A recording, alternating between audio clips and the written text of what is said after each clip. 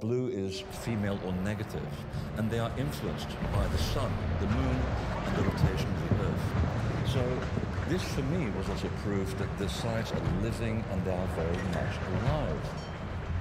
And this electromagnetic energy is anchored and manipulated in place by the careful choice of the stones. If you remember your history, you'll know that a lot of these stones are not local. They came from a long, long way away. In the case of Egypt, they came from as much as 400 miles up the Nile. So clearly the stone was very important. And the stones are important because they are packed with a specific type of quartz, and a lot of them, they are packed with iron and also magnetite. So you have to ask yourself, to what end? Because none of this relates at all to astronomy. You don't need any of this to measure the stars of the moon. Well, it turns out that when you look at these particular combinations, the minerals in the rocks actually generate altered states of consciousness. And it does this by influencing the movement of iron that flows in your blood, which plays a central role in transporting oxygen through your body. The other thing that it does, it influences the particles of magnetite that float in your skull. Remember, your skull is, you're made of 2/3 of water, but most of that water resides in the skull. And within that water, we have millions of particles of magnetite which allow you to orient yourself to the Earth's magnetic field. And thirdly, it affects, of course, the pineal gland. And this is what leads to the creation of a chemical called DMT, which leads to the creation of dream states, except that the dream states are actually very, very real. So the temples essentially are creating the right neurological environment for accessing a different level of reality. And many cultures describe the energy in the most restricted part of the temple as a kind of hollow reed. In Japan, they call it the reed of heaven.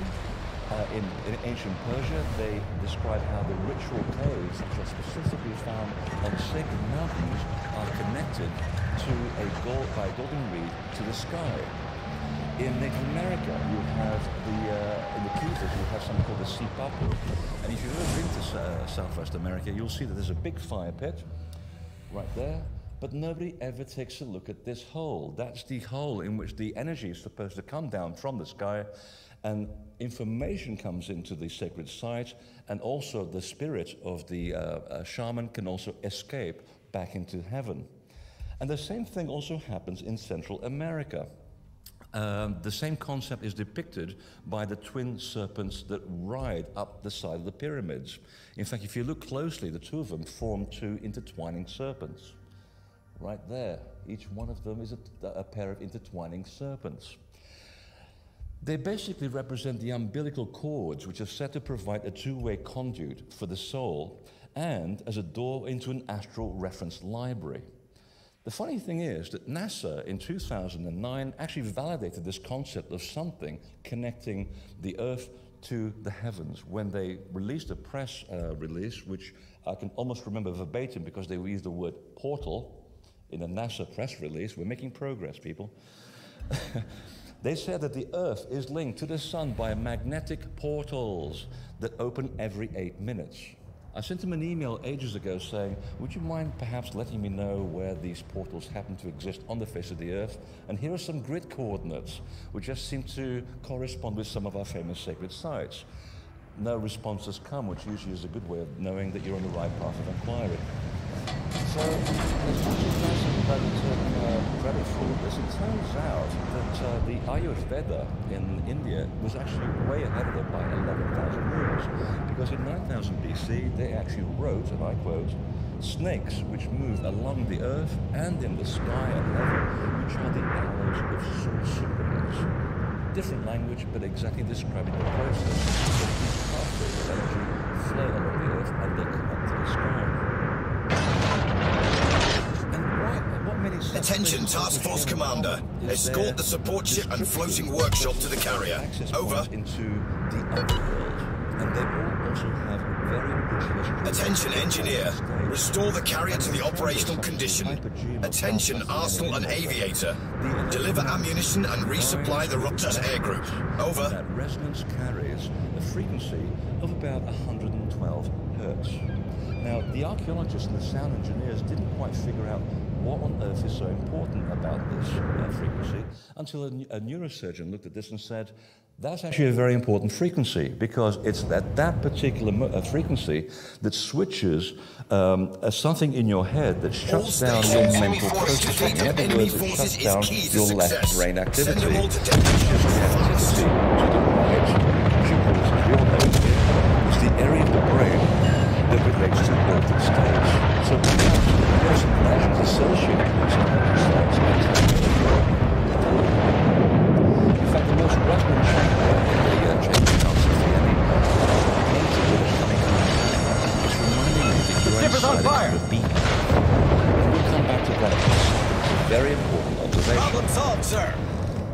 Now, what we know, since we're all making this honeycombs in here, and by the way, I want to thank my tutor, John Michel, for letting me be here. Without him, I would be here. Torpedoes to starboard.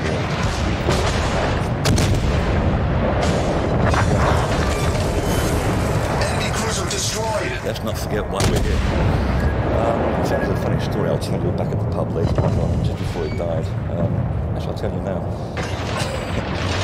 A friend of mine was actually in his last days, and I was actually in America. So she said, I don't think he's going to survive the night. I said, well, you tell him that if he goes before I buy the 3 pints of beer, I'll kill him. Next morning, she phones up and she says, I told him what you said. He laughed and he died. So there you go. Now, you know this chamber. I'm sure many of you have been there. Different shape to the but you know what? Same resonant frequency of 112 hertz. So obviously something is going on. So with these facts that I've been so far, bearing these in mind, I want to propose an idea that explains the practical function of a number of temples around the world. And that is that as far back as 5000 BC, candidates performed secret rituals inside certain restricted chambers in which they undertook a voluntary near-death experience. They left the body, they traveled to the other world for several days, and they returned to tell the tale. Special attention to torpedo And what's more, defense. such initiates were described as either risen or raised from the dead. And in the Near East, 2,000 years ago, this ritual was still referred to as a living resurrection.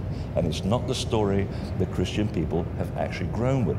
So, let's go and visit these sacred places, which are very unusual now, with different eyes, and see what the ancients were truly up to. Got to the scene.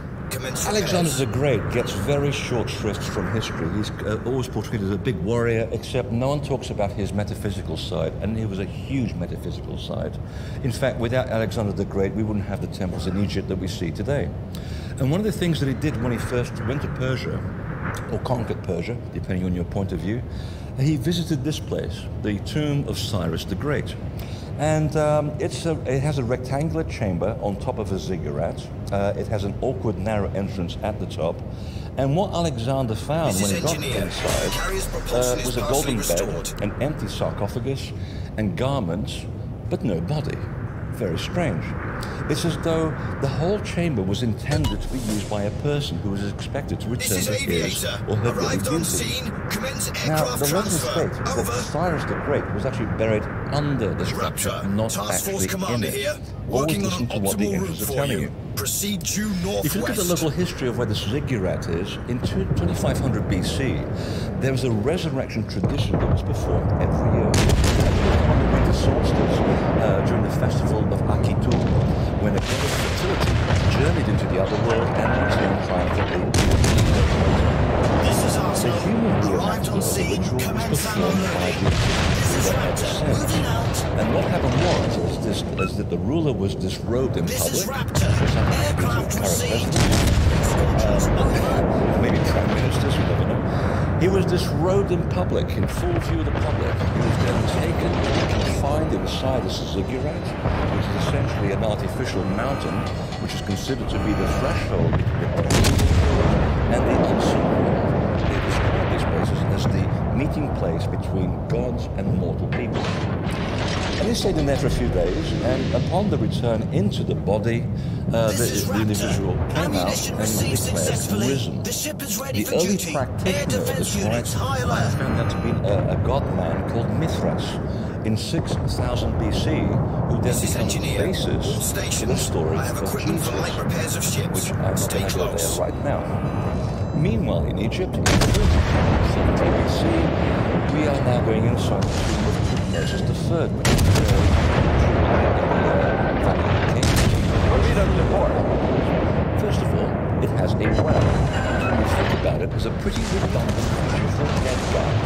Dead people don't get up and go for a walk. Also, usually oriented to the northeast, which is not a traditional Fighter airborne. Commander. So the northeast Enemy aircraft carrier is likely to remain in the combat zone. Seek and destroy. Torpedoes to port. Local sarcophagus, a superlative piece of craftsmanship, would have cost a fortune back then. But the problem with all of this, because Tutmosis' mummy was actually buried in the temple of Hatshepsut, over the other side of the hill a mile away, where Tutmosis earlier built himself a mortal temple. So you've got to ask yourself, what does one guy need two places to put his body? And then a fact is the fact that the whole chamber is covered in the most unusual text called the Treatise of the Hidden Chamber. And it's filled with instructions on how to proceed into the other world, which is a place as real to the Egyptians as the physical world. But unlike the physical world, this parallel place exists outside of time, and yet it is present and eternal and simultaneous with the physical. And the text claims that only through a direct experience of the other world can a person fully grasp the operative forces of nature, the knowledge of which is said to transform a person into an ark, that is, a being radiant with inner spirit. All these instructions and more cover the chambers of Tutmosis' resting place, but there is more, because the text claims that the experience is meant for a person who is alive. And this is what it says. It is good for them to have this knowledge, for sure, but also for the person on earth. Whoever understands these mysterious images of light being, always this person can enter and leave the other world, always speaking to the living one, proven to be true 1,000,000 times. This is in 2017 BC, which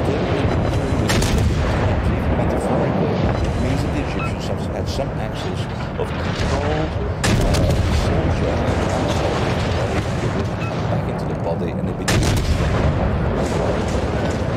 because Egypt has many examples of burial chambers. The pyramid of Septim,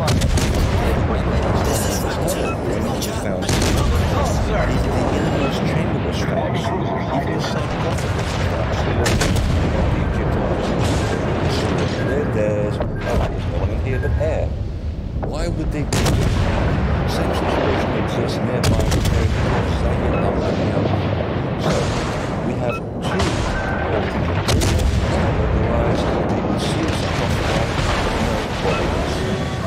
I would suggest that this is clear evidence that not all funerary buildings were intended as final resting places. So what's going on here? Well, to understand the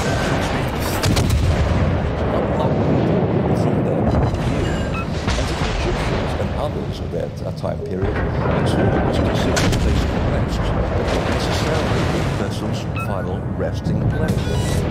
And in much in the same way, experiencing the other world is not a person's death. Evidence shows that after undergoing a secret rite of initiation,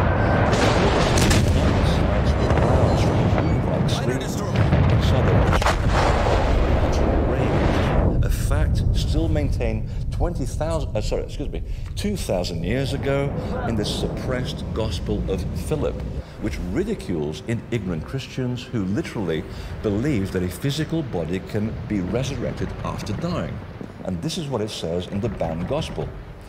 Those who say they will die first and then rise are in error. If they did not first receive the resurrection while they live, when they die, they'll receive nothing. Nada. Zip.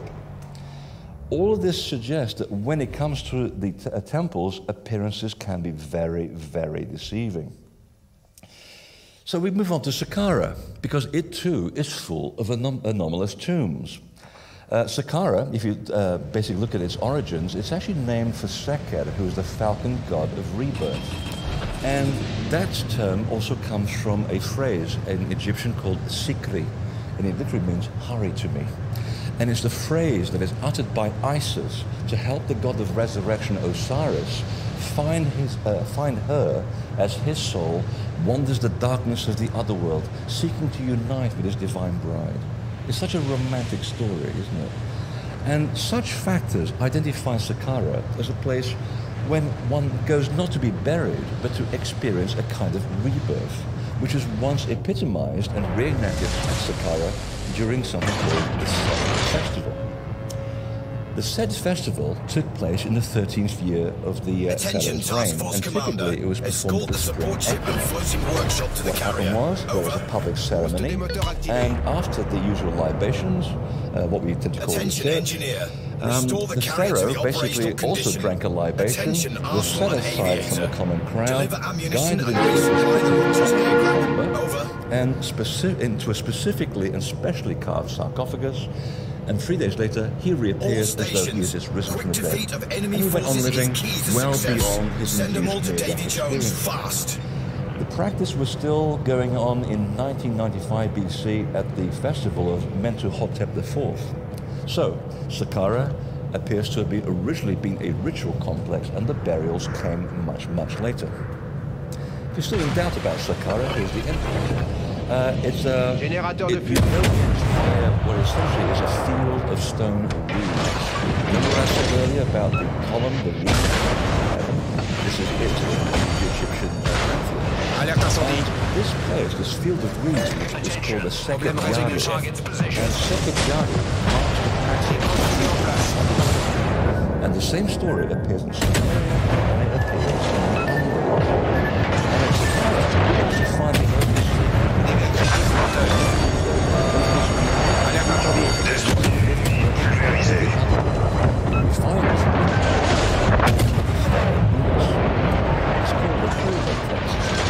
because it was the clouds.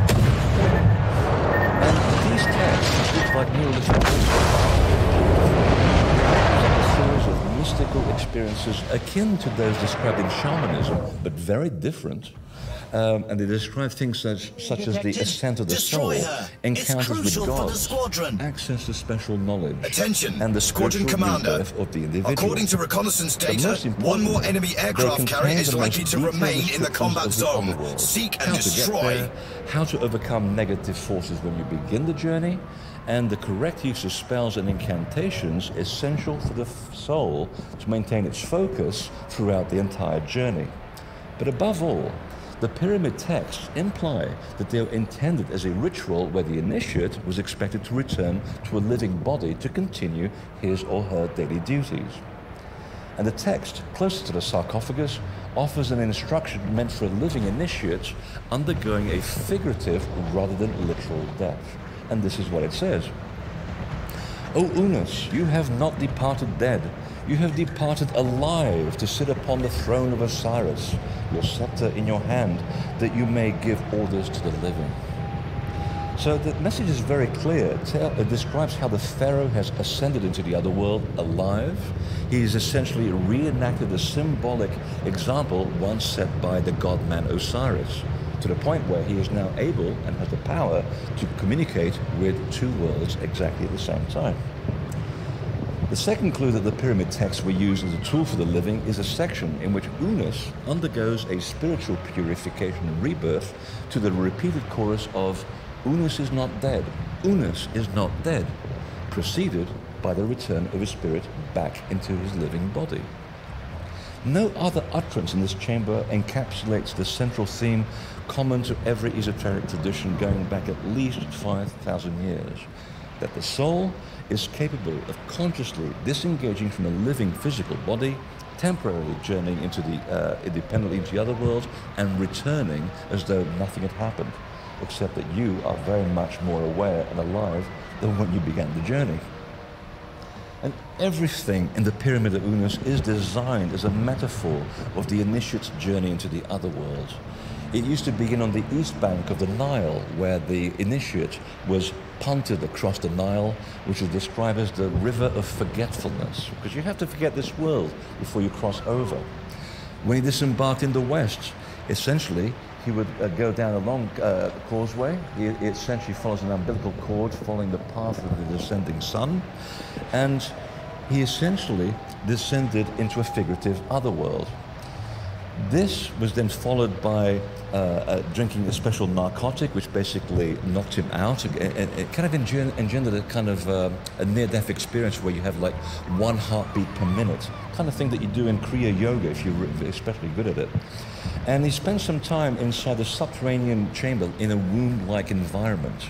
And after a prescribed period, which was anywhere between 3 and 7 days, the initiate regained consciousness, reappeared on top of the mount to greet the morning star in the east just before the sunrise, which of course is the planet Venus, or in some other cases, the star Sirius, which is of course the star associated with ancestral knowledge. And everything in the chambers has symbolic correspondence. Nothing is left to chance. The sarcophagus is placed in the west of the temple, because that's where the path of the sun descends into the spirit world. They use granite, which is a volcanic rock, which transforms from molten liquid into solid form, perfectly mimicking the fluidity of the soul, wandering the void, and then returning into a limited physical vessel. The word granite in Egyptian is mat. It literally means to imagine, to discover, which are very appropriate terms for your journey in the other world. You're taking a journey of imagination, but very real, not just a shamanic environment, a very real world. And you go there to discover important information. Even black, the color of the sarcophagus, has symbolic correspondence to wisdom and spiritual resurrection, not just in Egypt, but in many ancient cultures around the world. Well, still in Egypt, have you noticed that there's a remarkable similarity between the drawings of the other world depicted in the Book of the Hidden Chamber and the schematic of the angled shafts, wells and chambers inside this place? I thought it was pretty obvious. Attention, Task Force Commander. Escort the support ship and floating workshop to the carrier. Over. And I wondered, perhaps, does this basic observation help us understand this much Attention, engineer. Restore the carrier to the operational condition. Well, let's take a look at what happens below the Great Pyramid and see if it makes any sense. And resupply the Ruptus Here we are air at the well. Over. At the very bottom of the, underneath the pyramid. It's a great journey if you ever go there. We're going there next year. And there's like a light bulb at the very end. They haven't got any money to replace the light bulb. And I take about 16 people under there. And of course, being the person I am, I'll say, right, group, I just want to remind you that right now there are 6 trillion tons of rock above us. Move, you bastard! Horrible, isn't it? Basically, this chamber, which Herodotus describes in very clear terms. There's an underground chamber beneath this chamber. Okay, so this is talking about an underground chamber that exists into which the Nile flowed, where the initiate was pumped into the actual with the mound of creation, and then he was drawn up either by a bucket or a rope through the shaft into a rough stone chamber. Well, this is the one that we see today. So if you actually do the ascent this Great Pyramid via narrow twisting passages, describes your and the further up you go into the interior of the pyramid, the taller and better constructed the passages. And finally, before you go into the King's Chamber, you've got to bend in humility before entering the highest chamber of all. The thing you'll notice here is that as an initiate, you totally understand this because it's very symbolic of the level of personal resurrection, because you start off at the bottom as a rough stone and you end up a diamond. So the symbolism is all there. It's also the stones at the top of the actual chamber, the King's Chamber. If anyone knows your history's teachers, that's the number of perfect. Then you have the fact that the entrance to the Great Pyramid always faces Great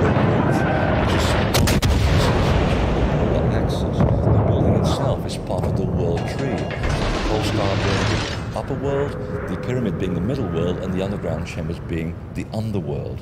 So the entire building, if you're looking at it from an initiatic point of view, suggests and describes the ultimate journey of the initiate. And squadron commanders. And if you haven't got enough money to Egypt, torpedo well, you don't have to go very far. We have the same thing right in Tintagel. Oddly enough, where I just drove from today. There are a lot of odd similarities between the Great Pyramid and Tintagel.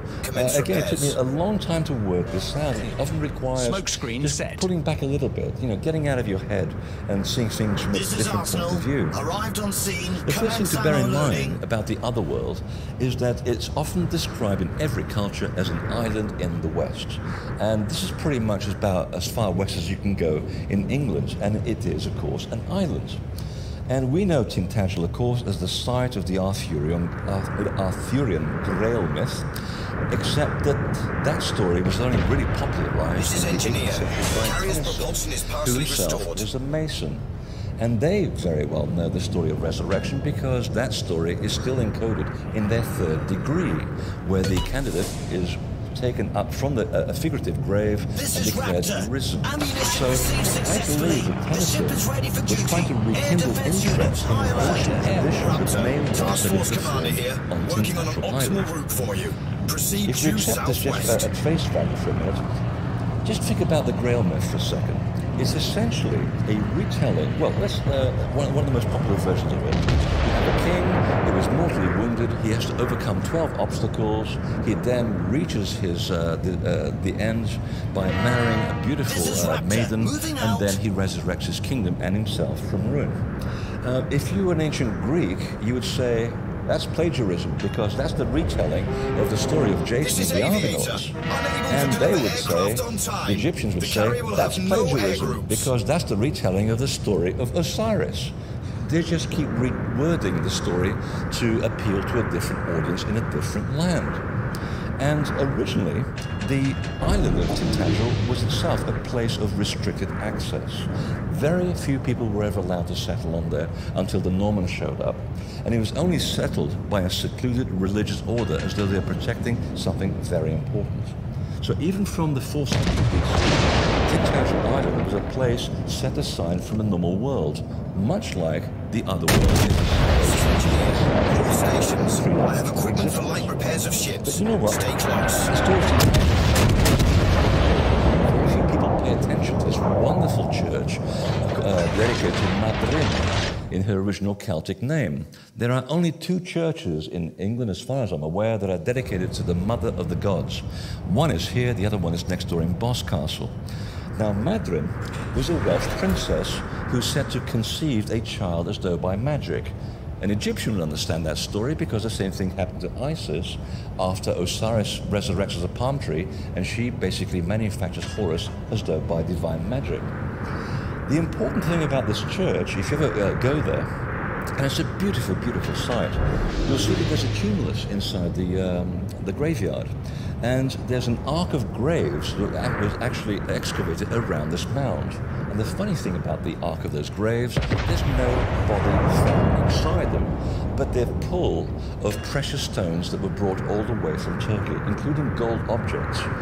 What strange body snatchers would take away dead bodies and leave gold objects behind, I wonder? It does make you ask questions. And they found that beneath the mound there was another additional polygonal chamber made of porphyry, and it too was empty. It still had a lot of precious objects that came all the way from the Mediterranean, and it was aligned perfectly to the equinox. And that's usually the alignment to do with the initiation ritual.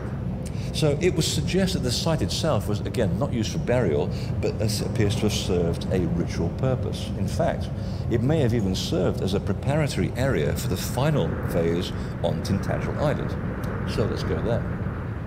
You know this place. You know, unless we have visitors here. That's described as Merlin's Cave.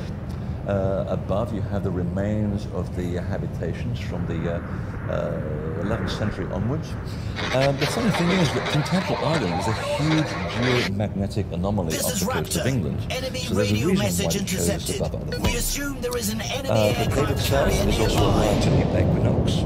but not to the rising sun as I thought. Now, thanks to wonderful software, we're able to actually find it correctly. And if you go there, and every 8 years, minutes before the sun rising of Venus, it takes place, and it continues going this way. Actually, into the actual cave. Now, Venus was the first thing that the initial would see after peregrinations. The thing about going to Merlin's cave is very enemy destroyer spotted. First of all, Adjusting course.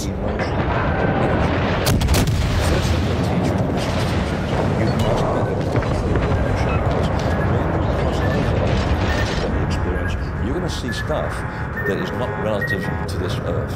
There are weird creatures, and it's going to frighten the hell out of you. Distracted by this human control with fear to allow the passage across the river to get the rest is enemy destroyed. We're scoring the lead.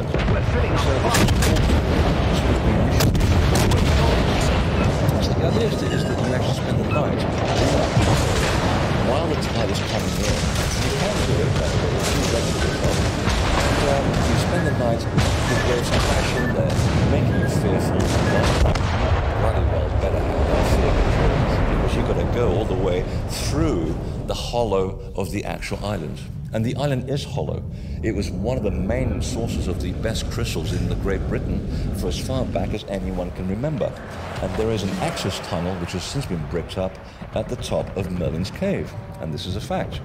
So whether they come out, we don't know. At this point, I'm going to speculate a little bit. There are facts and there are speculation. This is speculation. I have a feeling this well, through which flows a wonderful, important energy line that our good friend, the late Hamish Miller, discovered, the line goes right through it. And it's very similar to initiatory wells, which hold no water, but they exist in Portugal at their most famous temple in Tomara, where the Grail is, by the way. That's a good book, that one. And also in the Roslin Chapel. So I wonder at some point, before it became used practically as a well, did it actually go right through the center of the island and it was used as a shaft for the initiate to leave? Maybe. Or maybe we haven't actually found the exact shaft. So anyone with a curious dog, please see if we can find the shaft that's missing at the top of Tintagel. Well, nearby, if you've been there, you have a thing called a fogu. Standard archaeological practice says that this is a place where they put all their vegetables because they had to, obviously make a place so they wouldn't rot, which is wonderful, and I buy the idea until you actually walk there and you realize that the fogu is actually facing the wettest part of the island and the water runs right through it, which makes, of course, that you're going to die of starvation if that's where you put your food. So a bit of practical logic suggests that it was not used for storing vegetables. It is, however, carved into an S-curve, and that's where our good friend Hamish Miller discovered it perfectly matches the flow of feminine energy that flows through the top of Tintagel, what he called the Athena line that goes all the way to Ireland and all the way to Israel. So what's happening here, if you stand back and look at it as an initiate, you can see that basically you entered through the door that is facing the equinox sunset. That's the first thing you do in initiation. You have the equinox sunset at your back, you go in through the west, and you descend down the There's more water, because you've got to have baptism at the beginning of the ritual. The water used to collect quite naturally. And then you go in, and back down the top is actually all the way. So you can see much more of it today because of erosion. The candidate would spend time inside what is essentially a room. And it's cut all the way, and you spend a few nights here, and you then exit through the S shape to line up exactly with the equinox. So I would posit that we are looking here at an actual beehive chamber, what we call the bridal chamber, where the initiates carried out their otherworld peregrination. Because nearby, my other good friend, Paul Broadhurst, who writes the most wonderful books, and who owes me 3 pence a year. Call it research. There's Arthur's footprint. It's simple information. Everybody's been speaking about it. It's making the footprint much more like a weird polygonal shape. The same footprint exists in perfect condition in the holy hill of Dunaj in Scotland, and they performed exactly the same ritual. And this marks the spot for concentrating the power of the monarch, or the solar hero, whose power is reaped because when you put your foot here on the winter solstice, you are essentially standing on the energy and the sunrise rises exactly above the church, so the energy is basically shooting right up the sky. A bit of what we call in technical terms the tingly winglies. Yes. So I'm suggesting that St. Angela is a deliberately designed ritual landscape temple. They didn't have to build it. They went to look for the things that matched the German initiate found about consecrating the attention, shipment squadron commanders. Pay special attention. Access to the other world is also found throughout Scotland and also around the other world. And there are many sects that have come here following the ancient tradition of working with earth energy. There have been women's groups who were persecuted that lived there without persecution. We have the Druids who moved there. The Templars followed in their wake. And 2,000 years ago, a very unusual group of people called the Chaldee. And these people were supposed to be a cult that moved all the way from the Near East, following the ritual crucifixion of Christ, because that's a whole other story. And it was a sect, to all intents and purposes, identical to the Essenes, to the point where both practiced the living resurrection. Now, there are 3 natural and man-made temples used for teaching mystery schools in this particular part of the world, and they form a perfect equilateral triangle on the landscape. First one is here. It's the stone circle at Loch Buie, and the second one is McKinnon's Cave. Raptor, Task Force Commander here, working on an optimal route for you.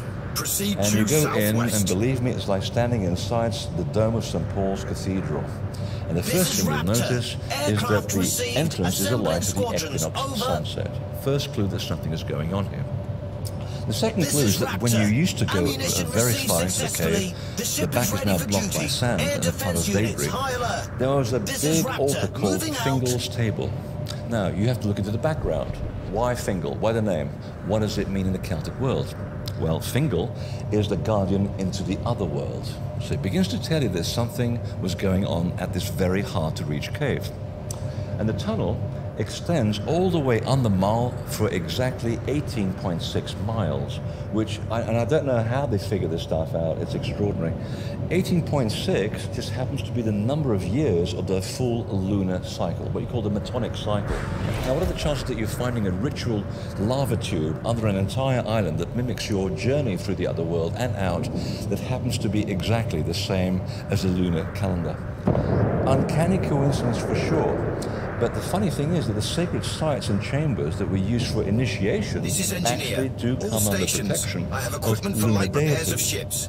And I thought that was just symbolic until I found out that if you decide to immerse yourself for a good period of time in any dark environment, it stops calibrating itself. It's 24 hours. It begins instead to adapt to a 24.85-hour biological clock.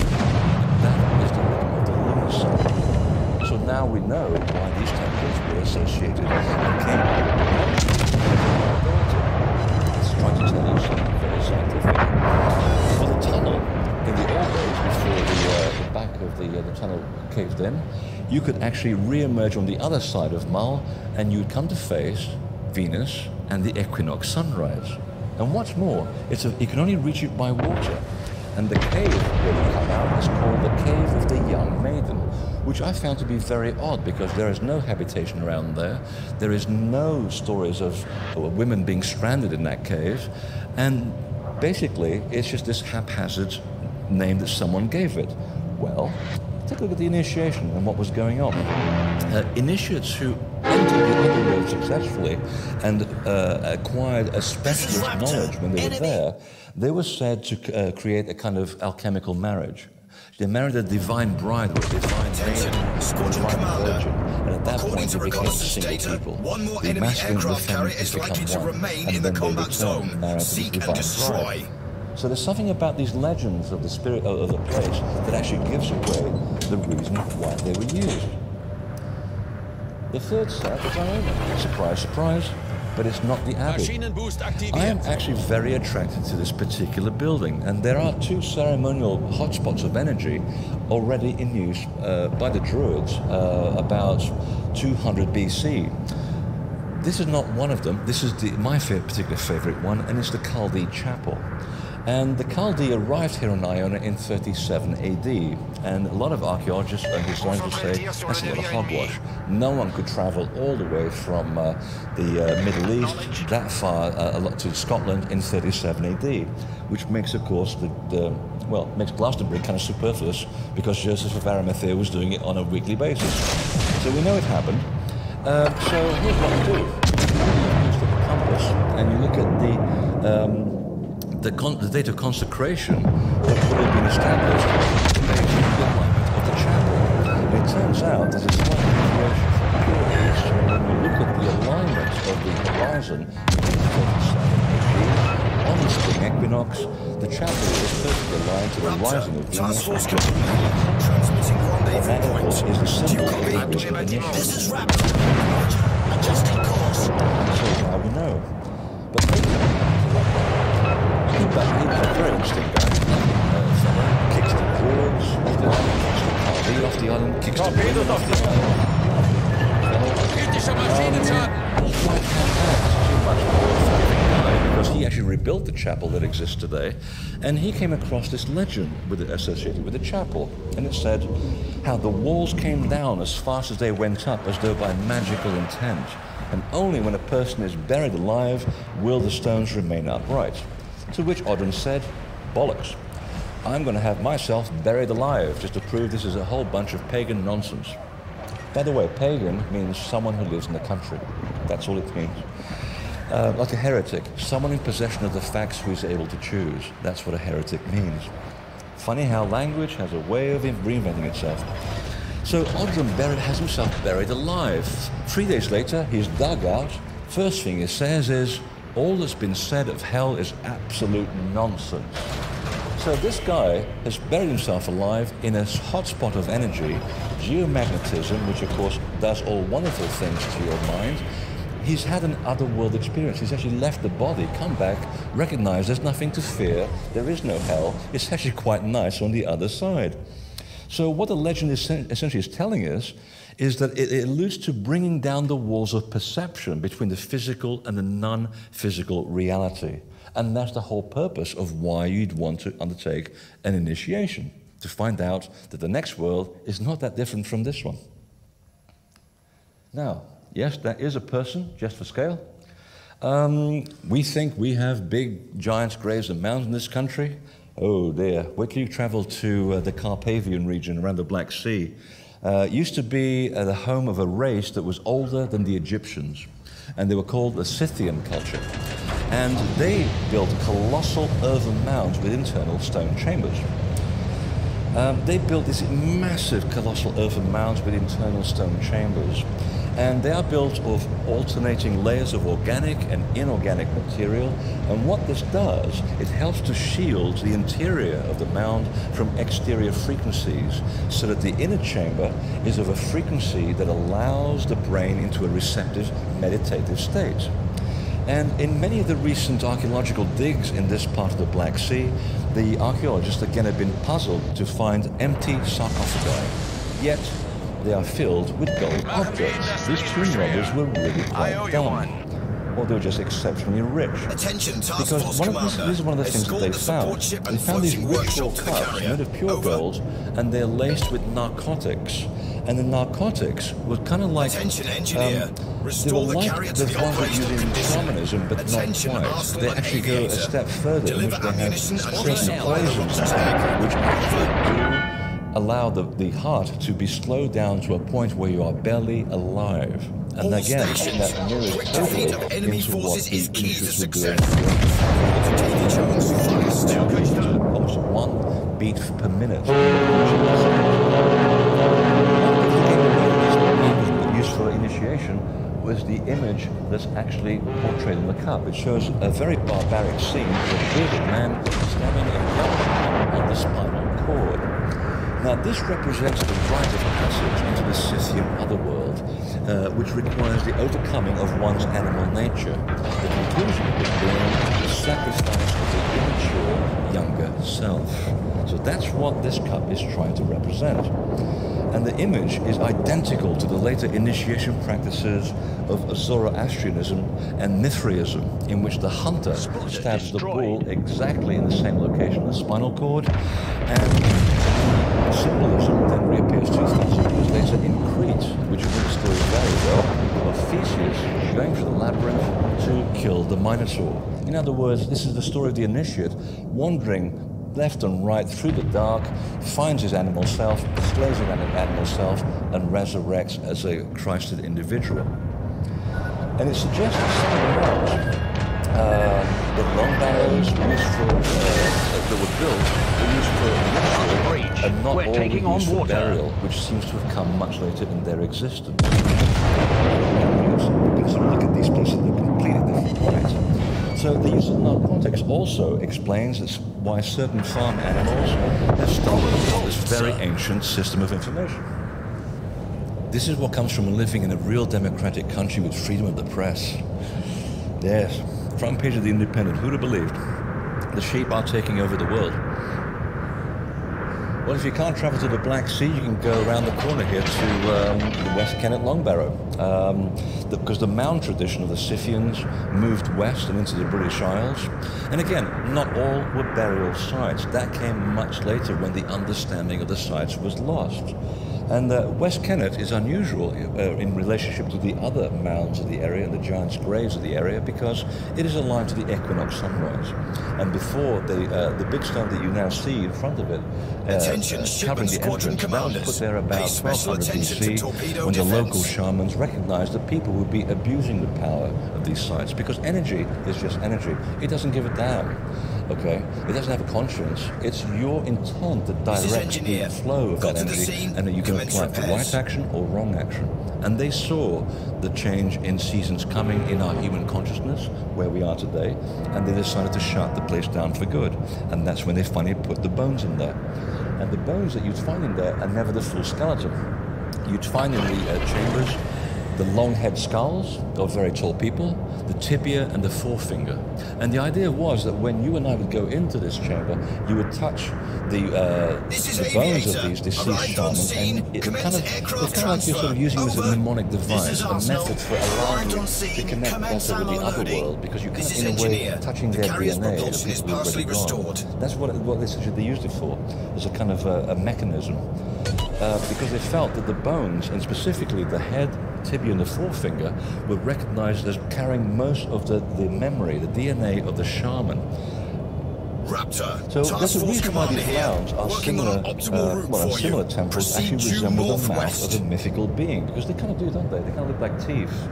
And specifically, actually, let me go back a little bit. When you prepare for initiation, you first have to be metaphorically defleshed. You don't have to be skinned alive. It's all part of a metaphorical defleshing of the individual, because the idea is you have to take as little of your physical self into the other world. You have to fast. You have to be a very light being physically in order to leave the body. So it's part of the process of assisting yourself and making the journey so much easier. It also explains why heroes who personify the living resurrection tradition are always chopped up, or they're wounded, or they are devoured. So there's people like Osiris, Odysseus, Jason and the Argonauts, Arthur, and so on and so on. In Polynesia and the Far East, the ritual huts actually devouring beasts, and in Central America, they even come equipped with teeth. And what you're seeing here is what the Central American people, the Maya, call a wits monster. Now, the wits is a pyramid, and again, it reflects the sacred mountain. It allows you in order to enter the mountain and escape into the other world. The interesting thing is that if you count the teeth, there are exactly 33, and which of course brings about all kinds of connections with Freemasonry. It's a very rational explanation for this. The 33rd degree of Freemasonry, which is the most highest level of achievement of their understanding, no one really quite knows what it's about because it's a complete secret. So I'm now going to tell it to you, and I'm going to have to kill all of you before you go. It's actually not 33 at all, it's actually 32.72, except that you can't go to a party and say to people, I'm a 32.72 person. It doesn't really roll off the tongue. So it's actually rolled into 33. And essentially, it describes the process of how gravity works with matter in the physical dimension. You can do this exercise yourself. You can take a table, take a canister of salt, pour the salt very gently, and you see it forming a beautiful kind of cone. You measure that angle, it's exactly 32.72.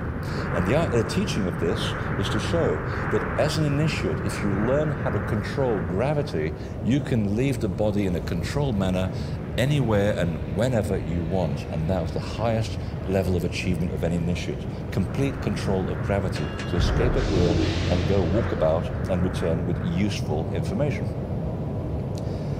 The Mayan world has excellent examples of initiation temples, some of which you'll walk right by and you think that is a really boring rectangular building. And this is called Satsumsat, which sounds like a mosquito with running out of oxygen. There was a conquistador priest that came here and he left a wonderful record of what happened in this temple, and he describes it as, and I quote, a place where they tossed those who had committed great offenses so that there they might die. And you go into this place and you think, it doesn't look like a prison, it doesn't behave like a prison, so what the hell is he talking about? And again, it shows how, ignorant Western people went to the Maya world and completely misunderstood the Maya. What's happening in this building is this labyrinth on 3 levels of increasing height. The first level is set deliberately low, and the entrance, by the way, faces the equinox sunset. The first level is set very low to remind you to proceed in humility. You go through this labyrinth, and suddenly you get to the end and you think, where the hell do I go? You look above you, there's a flagstone. You push the flagstone, and you exit onto the floor, which is slightly taller. And you keep repeating the process until you get the 3rd level, which is very tall, and you come out of the exit, which faces the equinox sunset. So, it turns out that this story that was written by this priest actually was describing the symbolic death of the initiate that was caused by this artificial cave so that there he may die. It's a metaphor.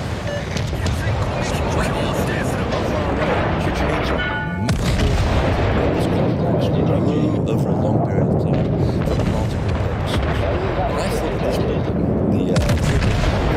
was the most important. So, first of all, you take a look at the story behind Kukulkan. He is essentially the Maya interpretation of Kukulkan was a resurrected god-man. The story is very, very ancient. The Aztecs called him Quetzalcoatl, who, like a certain person that was born 2,000 years ago, is born to a virgin, goes away for 40 days to a sacred war, gets crucified on the sacred mountain, goes into the other world, comes back resurrected 3 days later. Does that sound familiar?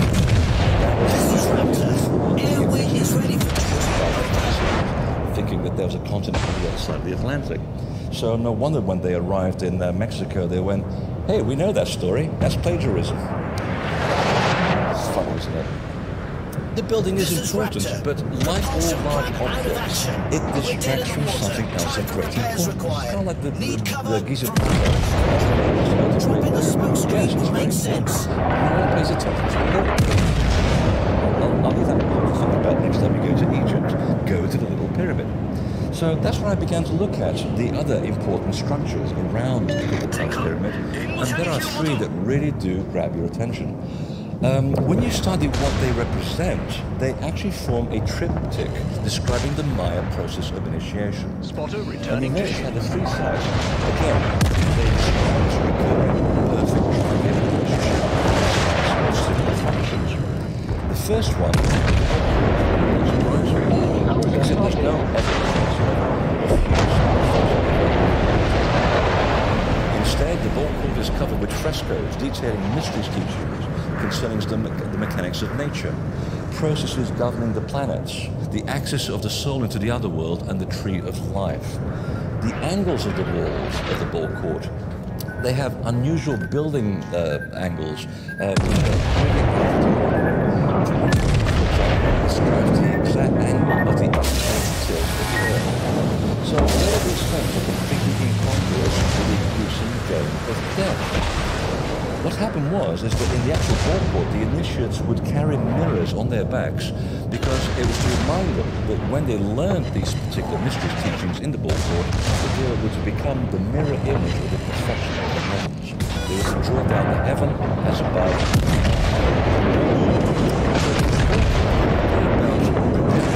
The ultimate game of knowledge, which is the life, a game of life,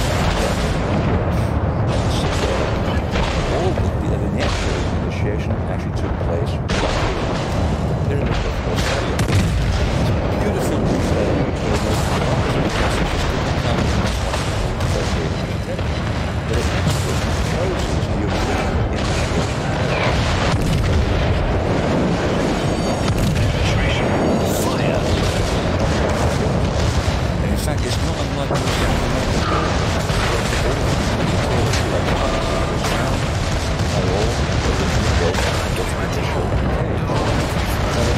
Problem solved.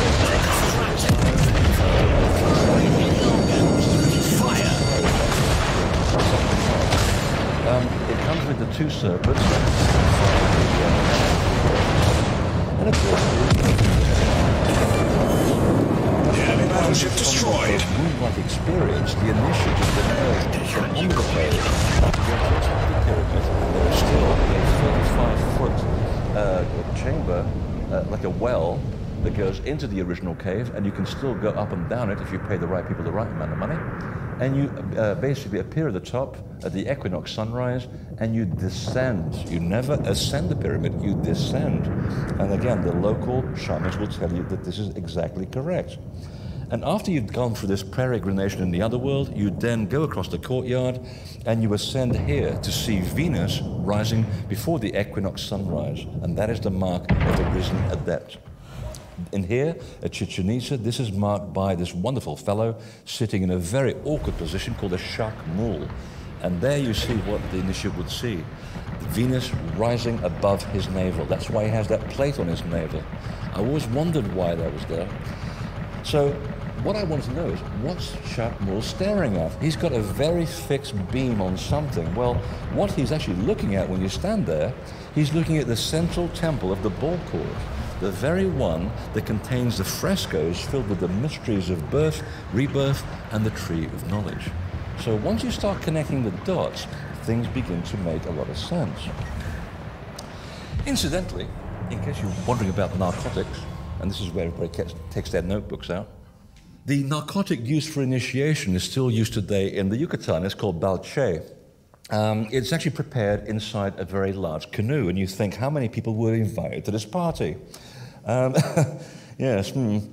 It turns out that the canoe represents the solar boat that ferries the disembodied soul, when the person is alive, on its allegorical journey along the Milky Way, which is the river to the other world, whose entrance is marked by the belt of Orion. And the same story is found all around the world, including in Indonesia, in New Zealand, with the original culture, who are the Waitaha. I just discovered this only a few weeks ago. This is why risen godmen from Micronesia to Southwest America and Egypt are all affiliated with Orion. And of course, Osiris is one of those people. And as we came to know him in Central America, he was called Kukulkan. So the story of the risen initiate associated with Osiris and the Milky Way, the entrance into the other world, is a worldwide story.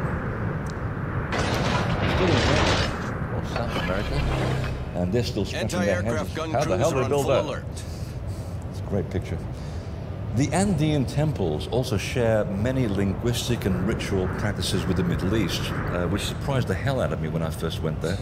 And it is now known that around 3000 BC, a group of people actually migrated from Persia and Egypt, and then they went all the way along the north of Africa. They settled in the Andes after founding some temples in the Yucatan, and then because they got bored of building temples in Peru, they decided to make a journey across to Easter Island, which is about a little spot of land 19 miles long. Anti-aircraft gun crews are on normal alert. They made things very, very hard for themselves. And the funny thing is, the same connections exist between these lands, same construction methods, same methods of clamping the stones together, same mythology. So we see that there's a tradition that seems to have began in the Middle East and has gone all the way to the other side of the world. The connection here at Sacsayhuaman, or sexy woman if you can't pronounce it, Sacsayhuaman actually means the place of the satisfied falcon, except that in South America, the falcon does not have any mythical bearing or any kind of shamanic bearing. The condor, yes, but not the falcon. Now, a traveling Egyptian would actually be very humored by this description, because it is actually a euphemism for the falcon god Horus, the one who basically avenges the death of his resurrected father Osiris. Horus is essentially the reborn spirit of Osiris himself. And the phrase makes more sense when you see Sacsayhuaman from the air, because when you actually redraw and complete the walls, half of which have been destroyed by the Spanish, the original wall actually resembles the wings of a bird. And I often wonder, if we had a bit more information, would this pier have a head of a bird as well? I don't know. We don't know. There's not enough information left over. Most of it is now built into Cusco, the city. What we do know is the sight line between the observational tower, the center of Sacsayhuaman, which when you take a bee to the edge of the existing wall marks the exact position of the winter solstice sunrise, and more importantly, the center of the entire site matches the heliacal rising of Venus, which we now know as the warrior symbol, which is synonymous with initiation and the living resurrection tradition. Add to this, in Sacsayhuaman, oval plaza, part of which seems to be astronomical for sure. Equinox sunset position, then is this takes an attention. There's a entry room with a cube, the symbol of matter, and it marks the entrance to the labyrinth of tunnels which you can actually walk. And when you do, skip the big tunnel, a lot of the other labyrinths. This labyrinth is again the metaphorical path taken by the soul as it travels the other world, because when you exit this tunnel, you come out to face the end. That's just a short walk away lies an excavation chamber, which at the door basically hollowed out of a solid limestone butte. And again, like you might save yourself a lot of time, carve a straight line, because you do know straight lines. Perfectly in the shape of an S. For two reasons. One, because it perfectly follows the energy line that goes through the limestone. Two, because the entrance perfectly aligns to the equinox sunset. It curves into this chamber where you can spend a couple of minutes nice line around that table, and then it curves back out into a bowl-shaped courtyard to face the equinox sunrise. And the thing you'll notice when you leave here is it's been destroyed. You notice this entire boulder has been completely hacked out at a very awkward angle. And you wondered, why would they be doing this? Because the angle of the tower is exactly 20 degrees. Thanks to modern applications, we can now take a bead along this wall and see if it was actually allowing a sight line. And it is allowing a sight line, because that 23-degree angle actually allows you to view Venus rising along the actual edge of the stone at the equinox sunrise. There's also a second passageway, which is here. It's cut in at 90 degrees, this side. And it too is cut through the bedrock, and it allows a sight line of Sirius, which again is the star of wisdom. So it begins to tell us, these things begin to tell us that what this place was originally used for. Incidentally, just a quick sidestep, why 23 degrees? Well, because 23 is the mean axial tilt of the Earth, and it's this tilt which allows life to appear on this planet and nowhere else. And also, you'll find the same angle on the Jed pillar, which is called the backbone of life and the universe. And if you go to Abydos and you look at the mural, who's holding the Jed pillar? You have the pharaoh Seti I as Osiris meeting Isis, his divine bride. So this Egyptian symbolism suddenly finds itself all the way across on the other side of the world. Let's return to Kenko for a second. You see this very unusual preparatory area, and I actually was able to find, it's almost intact, and I found the original blueprint of the site, and it shows that it has an unusual carving of alcoves that curves all the way around with exactly 17 alcoves, which is kind of an unusual number. And 17 is a recurring number in sacred texts concerning the mystery sequence. It is the most spiritual of teachings, actually, because it deals with the process of accessing the other world. And its earliest appearance is in a Japanese text called the Kujiki, and it appears as the 17 ways or teachings. And that was around 8,000 BC. It would then appear later in China as the Tai or the Tao, as we know it today. And then 2,000 years ago, it was still taught by the Essenes at the time of Christ. And rediscovered later again by the Knights Templar, who became the Scottish Rite Freemasons, who to this day maintain the teaching in their 17th degree. And it's called the Knight of the East and the West. So that we see a continuity here over thousands of years. And this principle of the importance of 17 in part of ritual and initiation is enshrined in many temples around the world that we take for granted. One of them is Nauf, which actually I prefer to Newgrange, and the two form a relationship because Nauf has 17 attendant mounds. An entry into interior passages faces the equinox sunset, it then makes a turn, and then the exit faces exactly Venus rising before the equinox sunrise. Same thing in Egypt. Same teaching is hardwired into the 17 side chambers of the Osirian, which once was actually above ground, not below as it is today. Nile silt has made it look like it's an underground cave.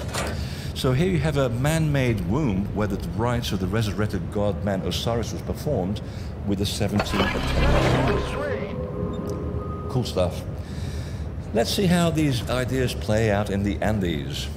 I'm sure many of you have done Peru's Sacred Valley, the journey through the Urubamba River. It actually did once serve as a pilgrimage route from Cusco, and they followed the Urubamba River for shore, which is considered to be the terrestrial counterpart of the Milky Way, which itself, of course, is the pathway of the Andean otherworld and the gateway to this paradise. And back in the day, the festivities were performed at the temples along the way, beginning at Tombo Mache with the ritual bathing and baptism, and they culminated, of course, at Machu Picchu. And here there was a festival that was timed to coincide with the winter solstice, which is the time of resurrection of the solar hero, also mimicking the sun. On the third day, after all the festivities, a small group of initiates was set aside from the general crowd and allowed into the sacred precinct. This is what they described as the few and the many. And anybody here who's Christian will understand this phrase that was often uttered by Jesus.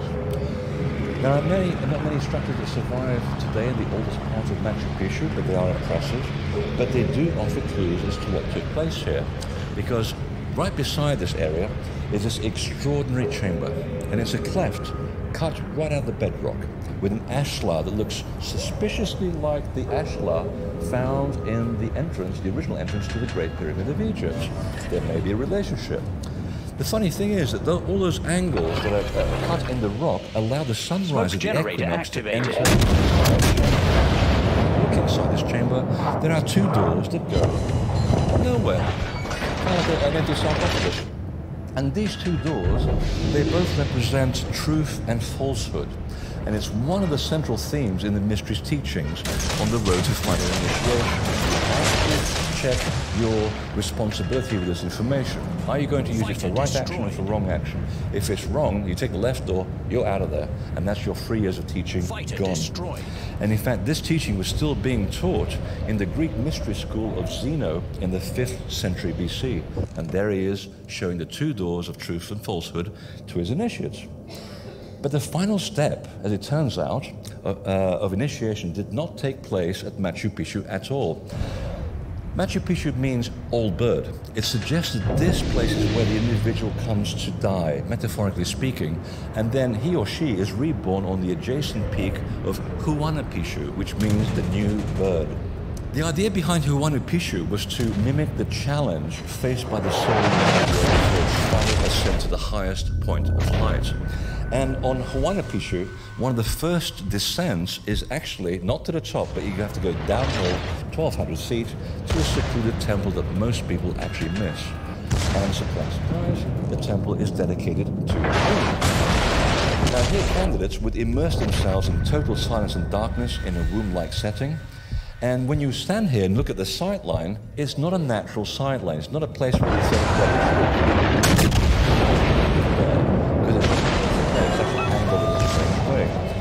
so it actually is angled to reference a cleft on the huge mountain above it, I guess about 12.500 feet.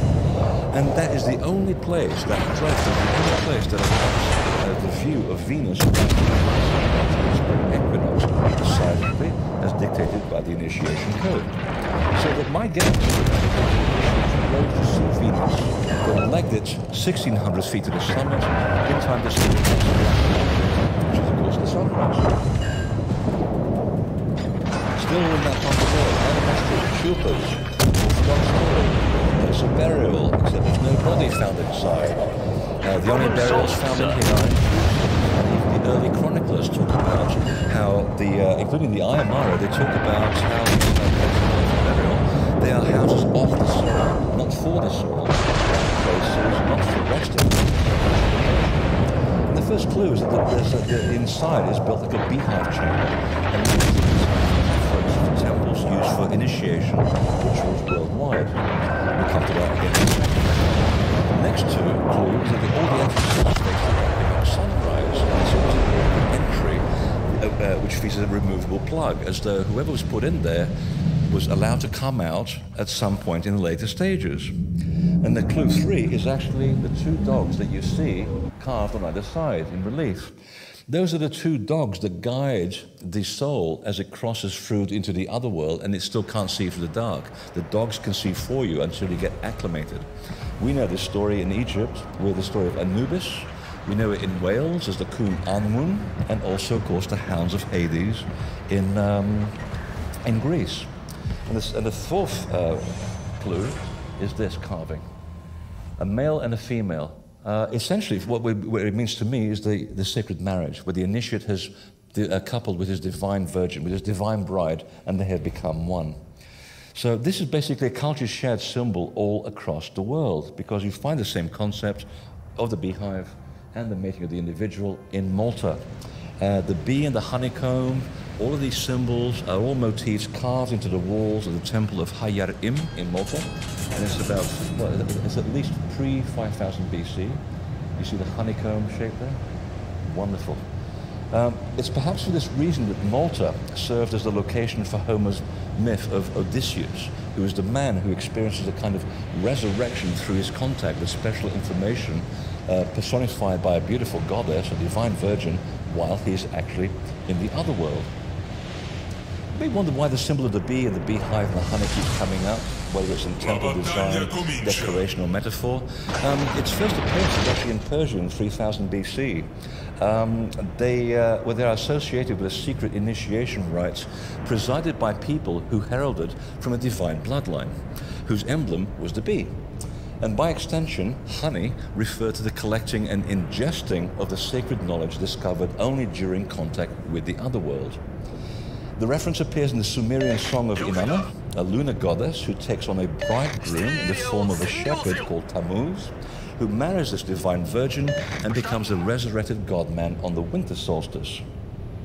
Inanna herself, and here she is, she was called a hierodule, which means a sacred woman. It was a term that was awarded to the high priestesses who presided over the final initiation ceremony in a restricted chamber. And their scarlet robes of office represented something called ritu, which is where we get the word ritual from, and it means truth. Now, when the Bible was being translated across Europe, there were certain problems with words because none of them matched. And hierodule was mistranslated into harlot. And it allowed the church to minimize the importance of the feminine in sacred ritual and conveniently identified the woman in red with prostitution. Except that back then, in the Middle Ages, the harlot actually referred to a male prostitute. Oh dear. A male courtesan. So the position of the high priestess highlights the importance of women at the highest level of temple initiation for two reasons. One, the knowledge was generally passed along a female bloodline, and two, they were responsible for the initiate's safety while lying comatose in a restricted chamber or sarcophagus. The priestesses actually hung during the entire process like a form of protection, like creating a force field around the body without the soul. The sound of bees, hence why they were nicknamed the bees. Here's a wonderful sarcophagus that was actually used for the resurrection ritual. The final stage was the most riveting. It was also the most secret. Very little information appears, and I've had to dig under some extraordinary rocks to find this stuff. What I do know is that it involved a very well-controlled near-death experience, in which the initiate spent several days out of the body. Was called a bridal chamber. Why was it a bridal chamber? Well, because during their soul's flight into the other world, the initiate was engaged in a sacred marriage. So, she was the divine virgin that was idolized by the Knights Templar, who discovered her bridal chamber on the Temple Mount, which had been used by their forebears, the Essenes, 1,000 years earlier, and he called it by the very same name, the bridal chamber. Before then, it is mentioned in the book of Ezekiel how the elders engaged in secret mysteries of Egyptian provenance in the bridal chamber of the Mount. But its origin is still the cult of Mithra around 6000 BC, which became the foundation of Zoroastrian mysteries teachings. In the final stage of the ritual, the initiates used a bedchamber during a bridal ceremony called nymphos. Not was ever involved. The Mithran initial path was the one used by Jesus eventually. In the Gospel of Philip, there's a reference that's made to a restricted room used by Jesus called a bridal chamber. And this is what he says. A baptism, a Eucharist, a redemption, and a bridal chamber. In fact, Philip even describes how the son of the bridal chamber is in a position to receive spiritual resurrection, and that the ritual performed inside these special rooms was essential to understand the greatest mystery of all. And in fact, when you hear about Jesus being called the Son of God, it actually reveals his highest level of initiation. But when you first joined the mystery schools, you came in as a neophyte and you were called a son of woman. When you graduated after your first year, you graduated as son of man. In your second year, you graduated as son of the gods.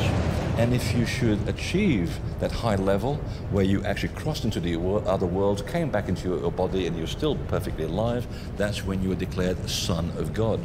So, the church inadvertently lets the cat out of the bag. But who is this invisible bride, and why can she only be married in the dark? Is she that ugly? No. She's the most beautiful woman in the universe. And because the ancient belief held that before there was light, matter was total darkness. And since God resided in the darkness and knew everything, therefore all wisdom must reside in the darkness. And because this wisdom is expansive and the universe is expansive, it must be a female deity, a celestial bride or a divine virgin. And she, of course, personifies the laws of nature from which everything emanates. It was her wisdom the initiates sought in the other world, and to whom they were wed when they found it. And this is eventually personified by the Black Madonna, which is why she is painted that way, not necessarily. In the Celtic world, bridal chambers are presided by the goddess Bride, and we know her today as the goddess Bridget, one of the most famous examples of bridal chambers. What's left here at Callanish in the Isle of Lewis. We still have the bridal chamber. And yes, it's big enough for one person to lie in a womb position, and it does face the and the same thing for the Maya as well. Their bridal chamber is the womb of the sacred cave, which I usually say when I'm still not drinking. Was actually chosen for this specific shape because there are many, many caves in Arkansas. But they specifically used this one because it was chosen because there's a shape perfect. It's a female. And the pillar that you're seeing here in the picture behaves like a column. It represents the world tree connecting the underworld, the middle world, and the upper world. Essentially, what you're looking at is the tree. Issues like Odin, Osiris, and Gretchen. Named to and you see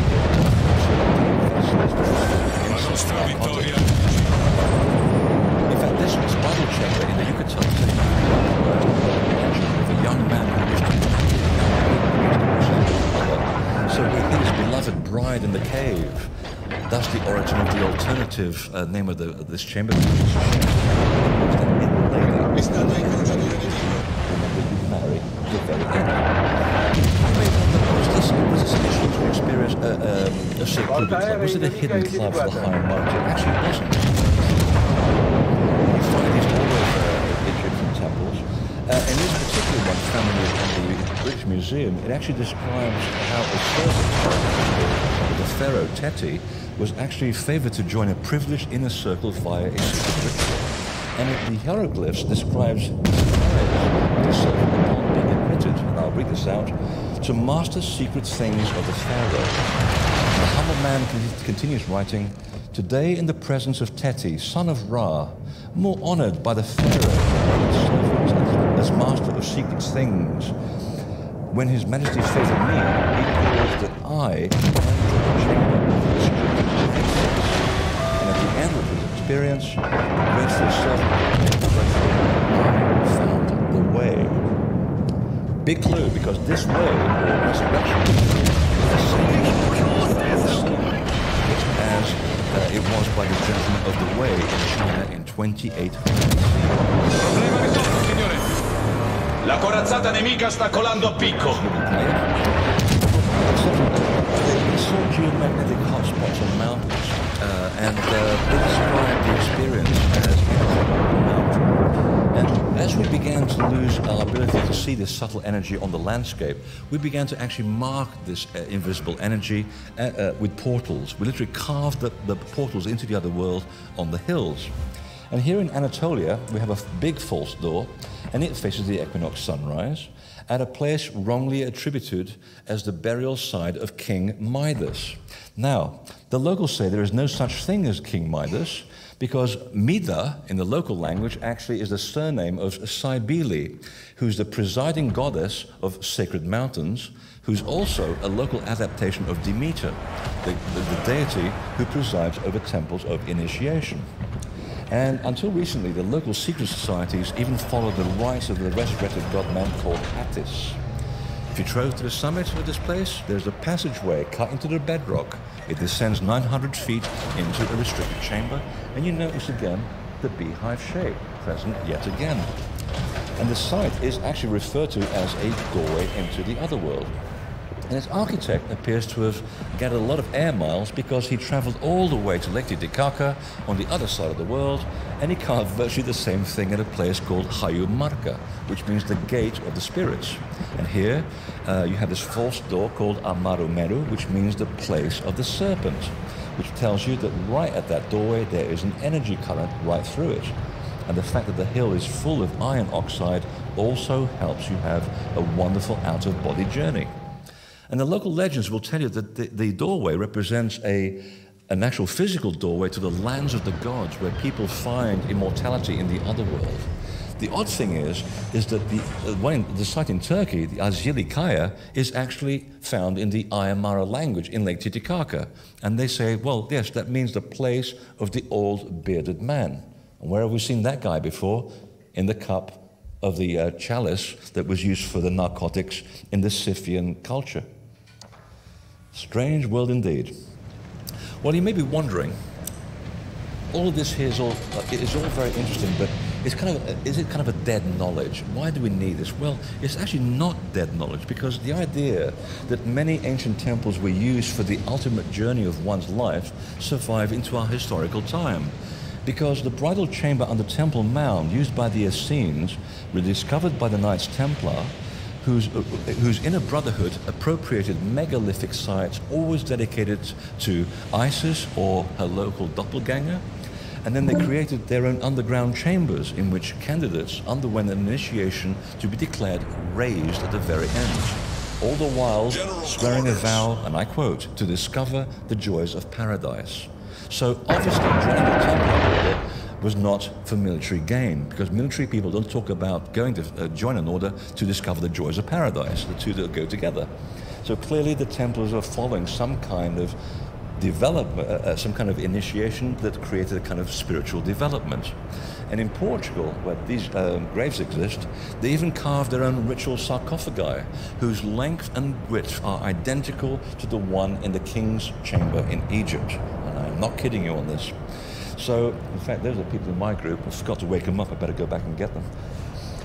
When the order went underground in the 14th century, the ritual was then incorporated into the third degree of the Templars' progeny, the Scottish Rite Freemasons, in which the candidate is lifted from a figurative grave, his or her blindfold is removed, upon which they are pronounced risen. Why? Because their exposure to specialist knowledge enables them to see the light, and thus they are enlightened to the mysteries of the universe, and they can walk the earth as gods. Today we call this technique, by the way, public relations. When someone's after you and they're going to kill you for this information, you just change your name and call yourself by another name. So they're still around today. Because practitioners of this lost art of resurrection claim that the experience gave them intellectual as well as spiritual transformation. Many became architects of model enlightened societies. They became artists, writers, healers, prophets, and some of these people even possessed gifts of telepathy and clairvoyance. Many of these notable figures, such as Pythagoras, underwent initiation in the megalithic temples of Greece several times. He couldn't even get enough of it. And he journeyed into the other world several times and came back to tell the tale.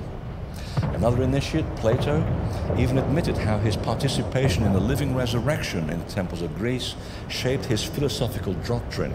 In fact, I'll even describe what he says. True philosophers make dying their profession. How's that for a quote? They are glad to set out for the place where there is the prospect of attaining the object of their lifelong desire, which is wisdom. One will never find wisdom in all of its purity in any other place. So the overwhelming view seems to be that certain ancient temples allow an interaction with a life force that leads to an expanded awareness that can be applied practically in our daily lives. And as we saw at the very beginning, technology is finally beginning to prove this to be correct. So no wonder our enemies are knocking down the bridal chambers faster than we can discover their purpose. No wonder that the true concept of resurrection was falsified by Orthodox religion, a point that Philip the Apostle unequivocally stresses in his success gospel when he writes, "Those who say they will die first and then rise are in error. If they do not first receive the resurrection while they live, when they die they will receive." And Philip also explains that those who believe in the literal interpretation of resurrection are confusing spiritual truth with an actual event. So ultimately, the benefit of accepting the ancient places of power is self-empowerment. The one person who sums it up perfectly is Thomas, another apostle, who wrote in his own suppressed gospel, and I quote, "Whosoever finds himself is superior." As for the rest of this very, very long story, I got a book for you. Thank you.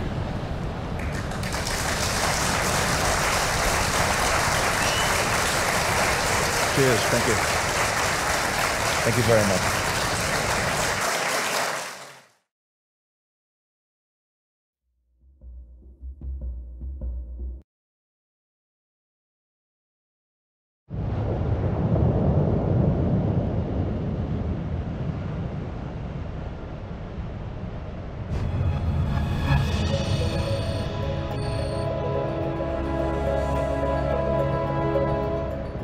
My name is Jan Harzan. I'm the executive director for MUFON. We are a scientific research organization that basically collects sighting reports from the public and then goes and investigates them. Our mission statement as an organization is the scientific study of UFOs for the benefit of humanity. And we have three primary goals. We investigate UFO reports, we promote research into the UFO subject, and we educate the public on our findings.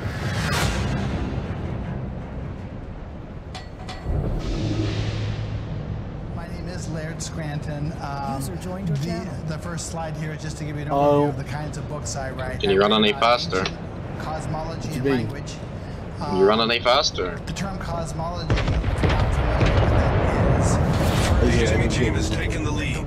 Oh, I can't get spammed by Starkiller. Oh, I gotta run away. And in ancient times, what they were talking about were three things, essentially. They were talking about how the universe forms. You're lucky I got shit RNG, or I'd have fucking devastated strike you when you came around that corner. I started my inquiries into these studies with an African. Oh, you're fucking faggot. You fucking faggot. You fucking. I just noticed. Yeah, some dick was fucking shooting at me. That's why I wasn't paying attention. Do you see that in the stream? No, I didn't. I only realized you restreamed a minute ago. I came to play a couple games. Just. He fucking shot me, right? In the back. I'm like, what the fuck, man? He's like, oh, there's lag. I'm like, there's no fucking lag.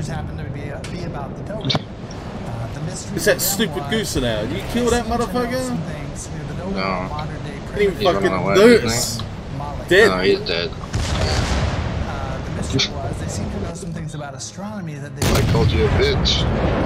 It's a game. Access to powerful telescopes and other equipment. And so wondering why I was like, what the fuck? I started by reading Robert Kemple's book, The Serious Mystery, as I said. Gotta get serious now to fuck you up. I see where you are. There was an anthropological study of the Dogon tribe that was written. Turn this fucking idiot off. Because the Pensacola is still alive, but not for much longer. And this ship is some bullshit.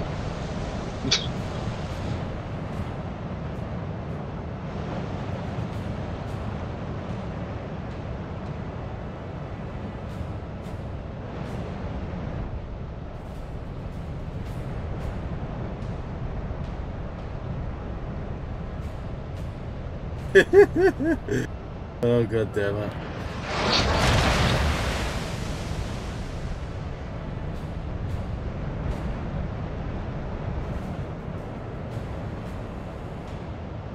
What team did you choose? Oh, the Eagles, I think. Because I didn't want to be a bitch and switch team. I've been Eagles since the beginning. We haven't got one day yet. I know. I was Eagles as well, and I saw that the Sharks were winning, and I was like, oh, fuck's sake. The Eagles got out. The Eagles!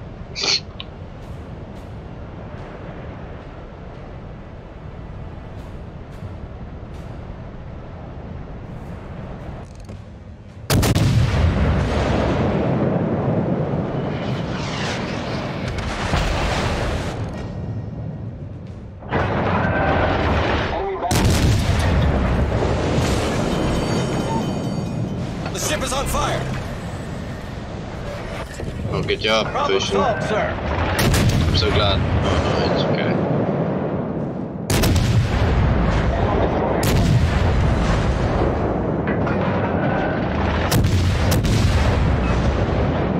Idiots!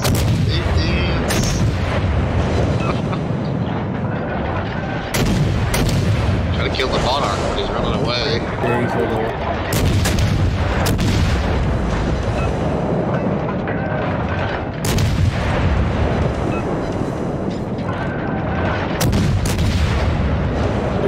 Devastating strike. Ooh, fuck. That's right.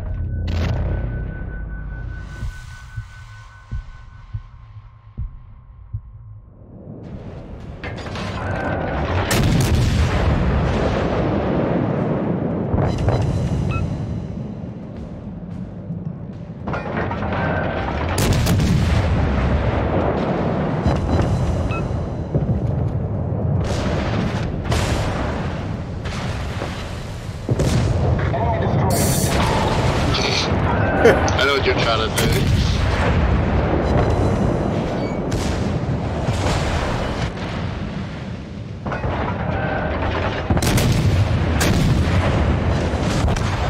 Oh my god. What? I'm gonna kill this asshole.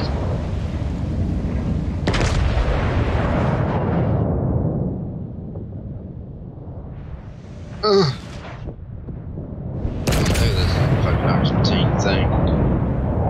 I really wish You. that fucking faggot hadn't fucked me up at the beginning, you know?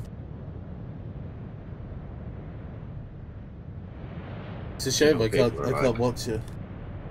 I don't know what Warships is getting weird. When I say it's getting weird, like things are, I don't know if it's the younger people playing it or if it's just fucking whiny dicks or something, you know?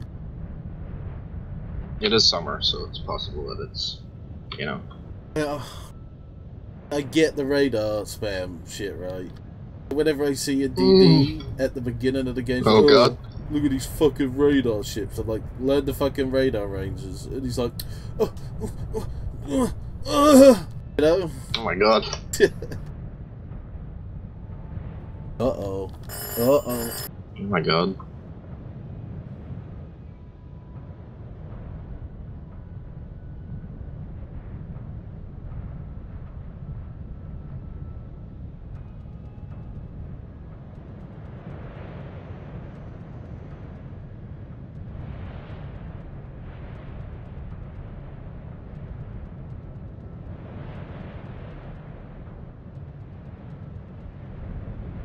Oh yeah, why can I not see you? I'm not spotted. Slowly turning around to shoot the Amagi. He's out of range. Where is he? What the fuck is he doing there? See what I mean? He's out of range. Look how much fucking health he has as well. What the fuck?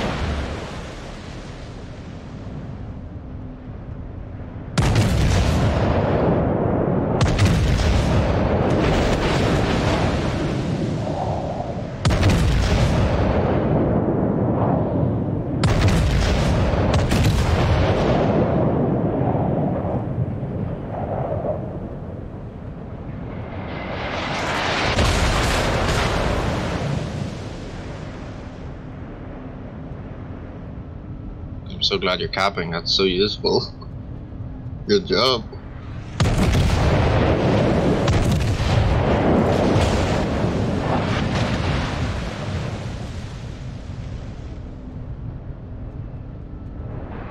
Why is it like only me and you can get into each other's game?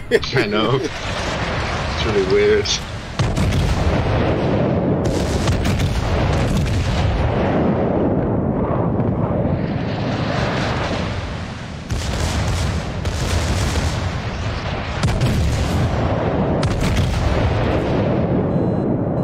Run away like cars.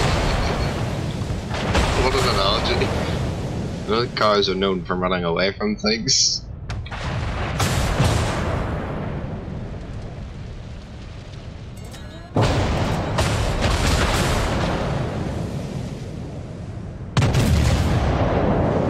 Just keep dropping the cancer on this guy. Deer coming in. So he is.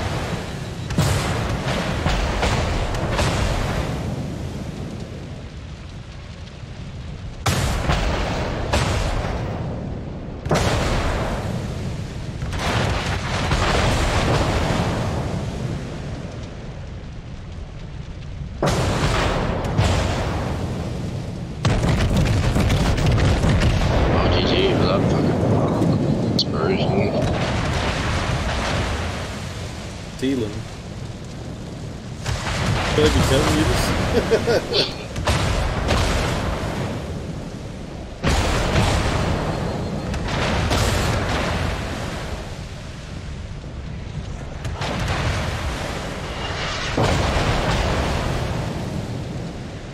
How many fires do you need? Oh. Well, I'll be back in this. I'm gonna fucking die. Yeah, I'll be back in it. Oh, we won! What was this big? 112 points. Oh, yeah. Well, I'll be back in a second. How much damage I did to you? I did 29,036. Oh my god.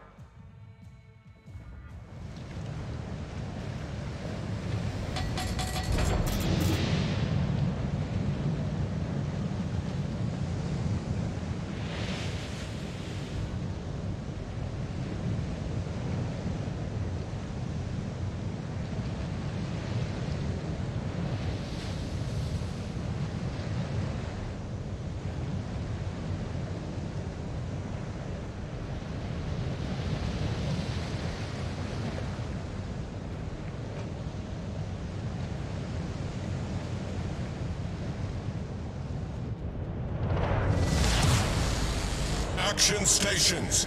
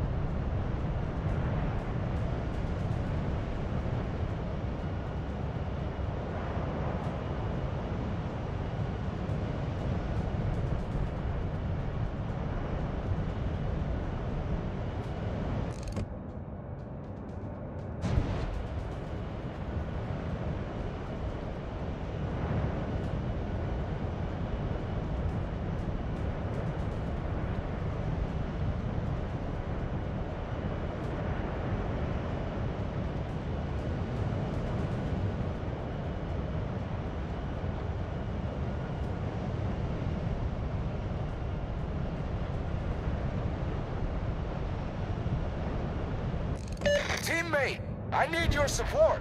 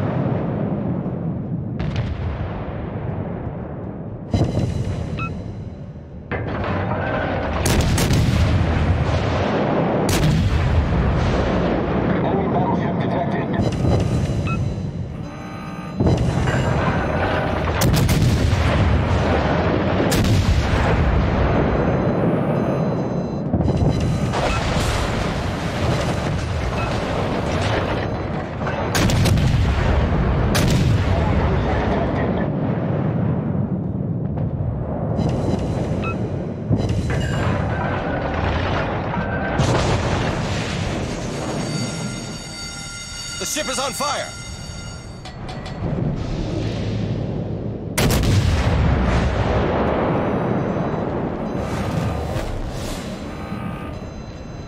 Das war ein großartiges Gefecht.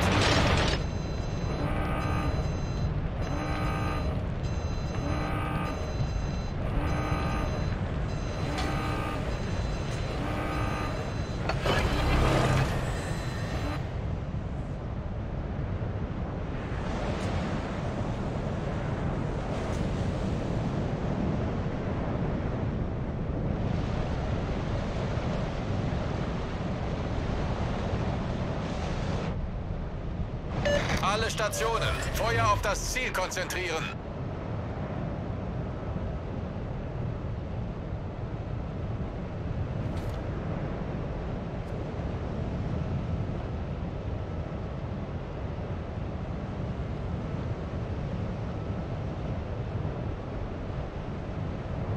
Feuer auf gegnerisches Kriegsschiff konzentrieren.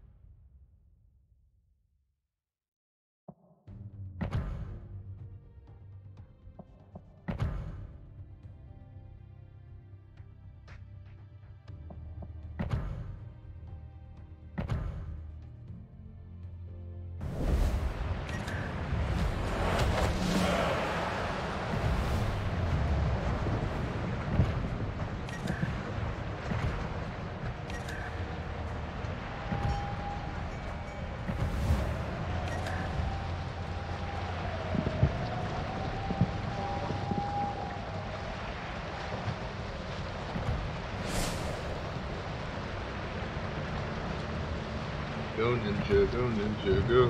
Go ninja, oh, he's go black. ninja, go.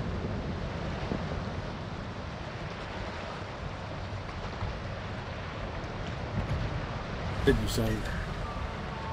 Oh, I'll play one more game. I'm not intending to play Warships, so... No. Not that thing. You play Cancer? Because we can do Cancer and Gulag. Sounds good to me.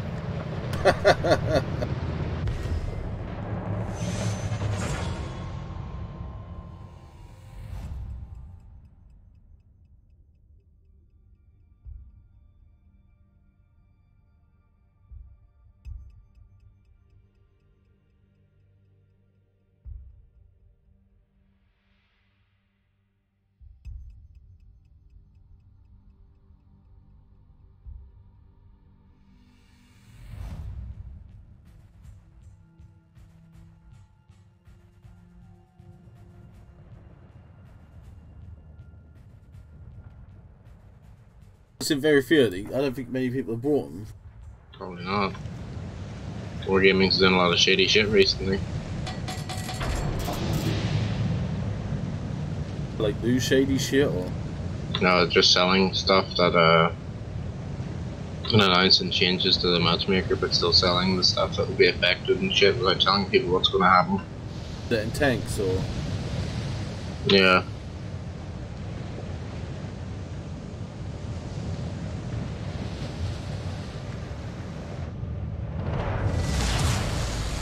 Battle starts.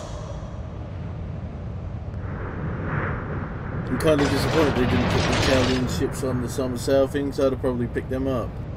Ew.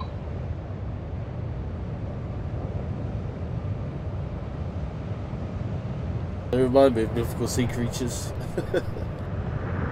Ew. Yeah. Ooh.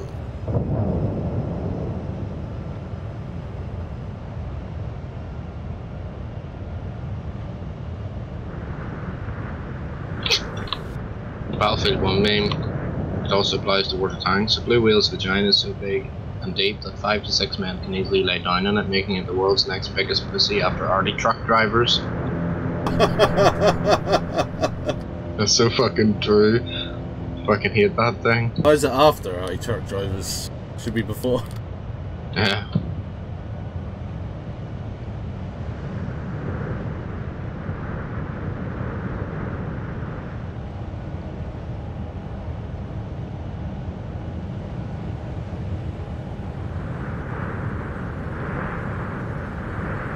I can't remember if I was recording, but there was a... I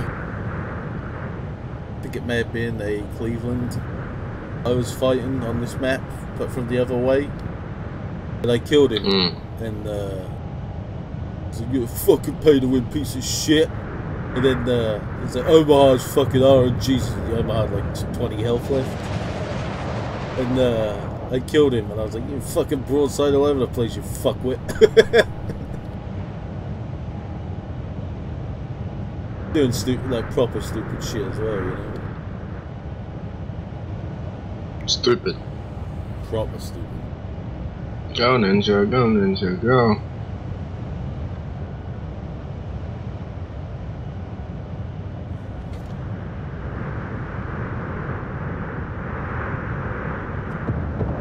The fuck's to say over? How's he in our thing? No, you can join things. Oh. What a faggot.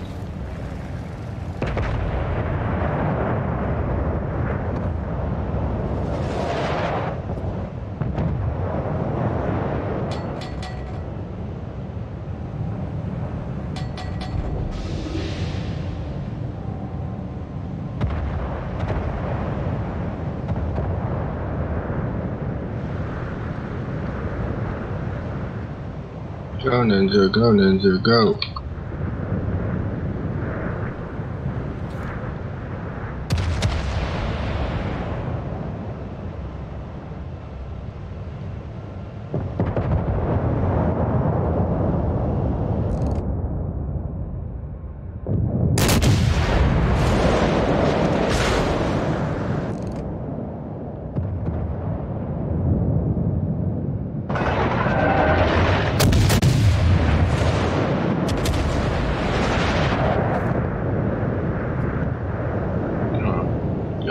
I'm spotting that guy.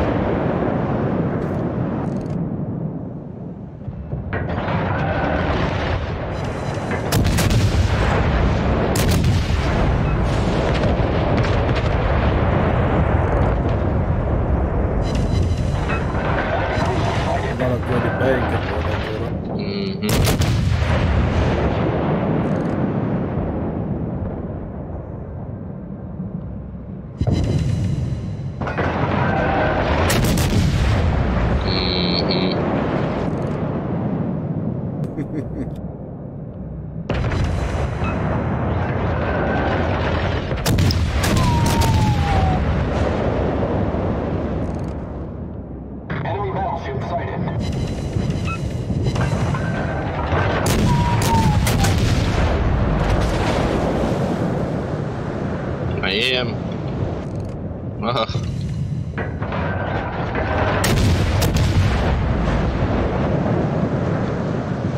This guy obviously wants to die.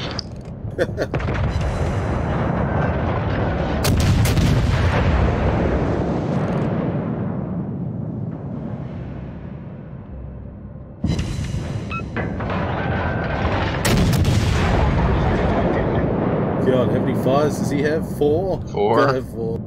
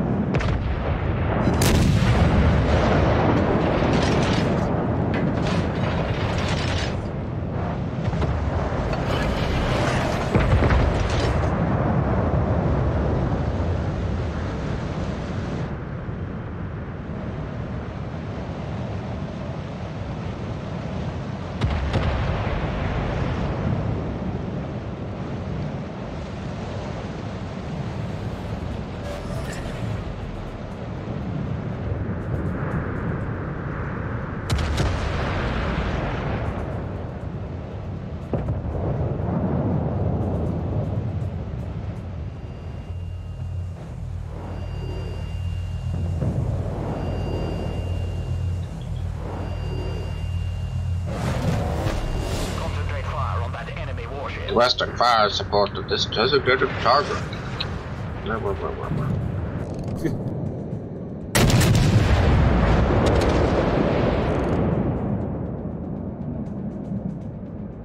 Attention, reporting a target position.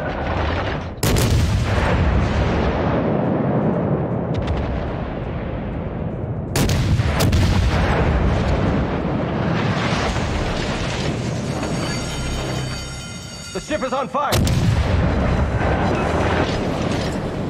Problem solved, sir.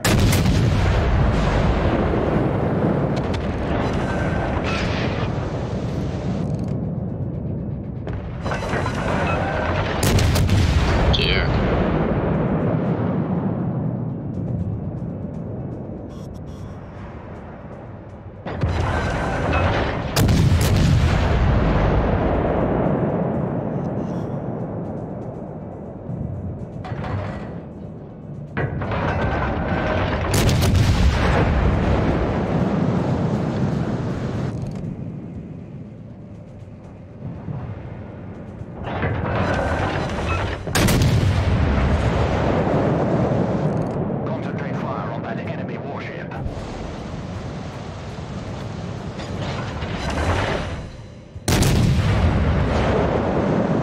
Yeah, that's Converse is in a sticky position.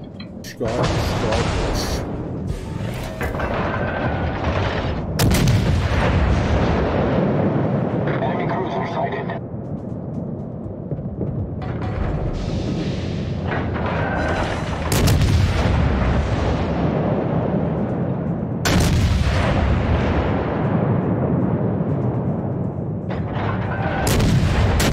he's under me, he knows what I'm doing. Oh my god.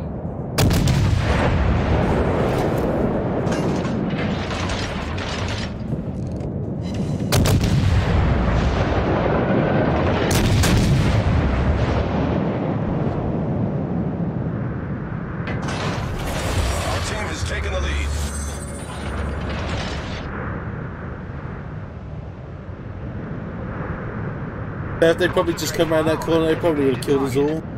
Yep. The Scorn Horse is trying to tank the fat loads of HE.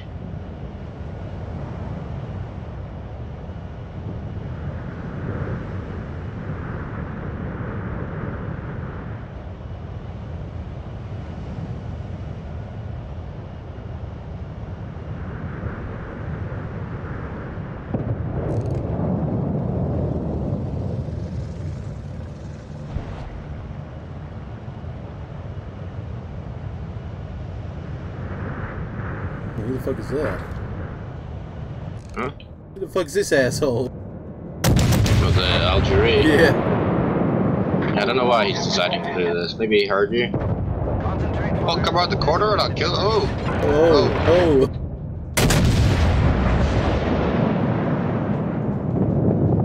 Oh! So you shoot at the thing you can't see. That's a good guy.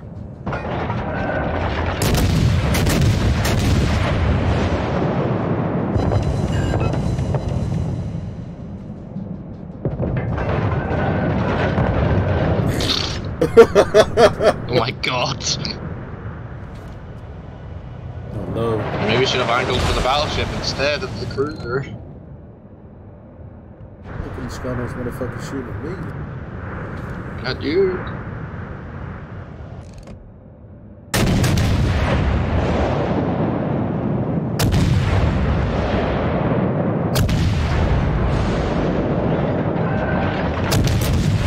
He got like really good dispersion of shells, probably killed nails in the other.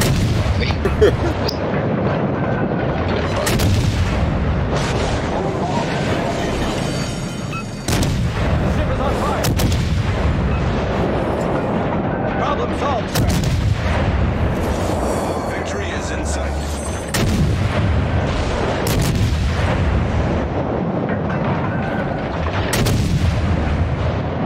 Good run.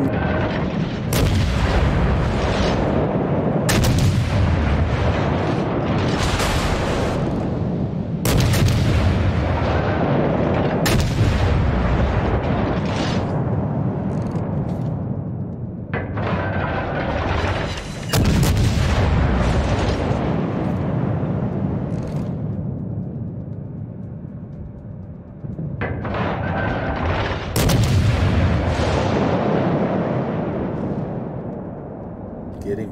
Get him. Get him. Got him. Enemy battleship sunk.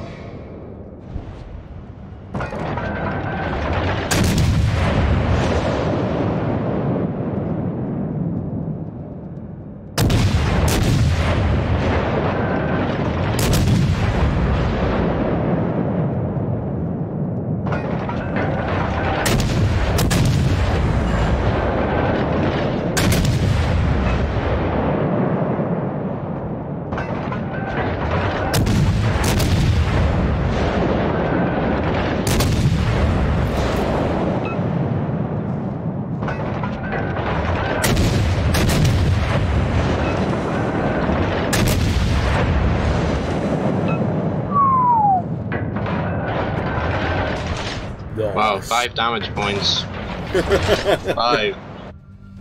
That's what he had left with. Yeah, fire would have killed him, but...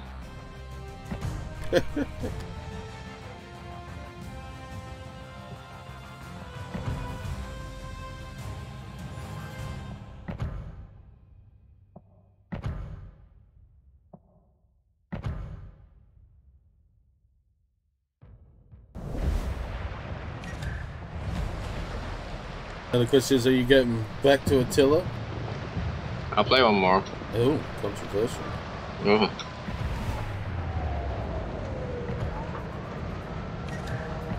This is working, the towel rapist. Naughty, naughty. Oh my god. Oh, this guy's still at our thing. Sam ASC. See if he's ready for some fondling.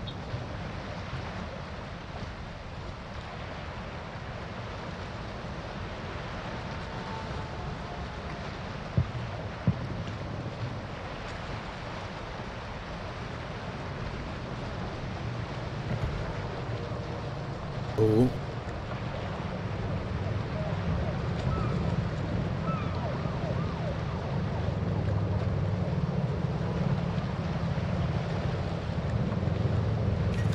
Oh, what? Oh. Oh.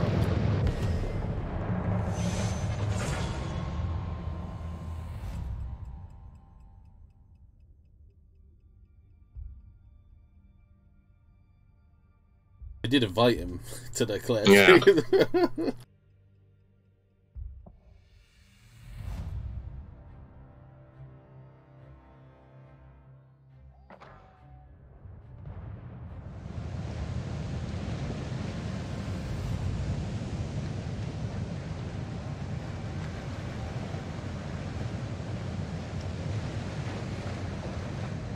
I said it was a tier 10 game on this, or tier 9 game, can't remember if it was tier 10 as well.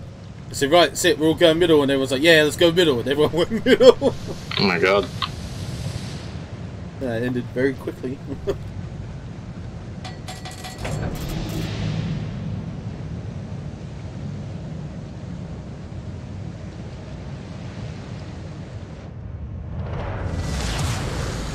General quarters. Have to hit citadel of enemy ships at least 3 times.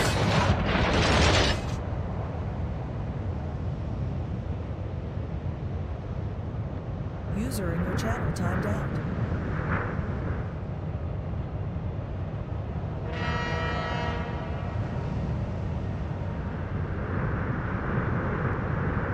Channel switch. What happened? I disconnected for some reason. Yeah. I blame the children that are playing this game. Another guy joined our thing. Oh my god. Let's show them what we're made of. Thank you. Let's show them what we're made of. Bonne chance à tous. There's a Daily Mail fucking article called "We All Hate Borat" in 2008.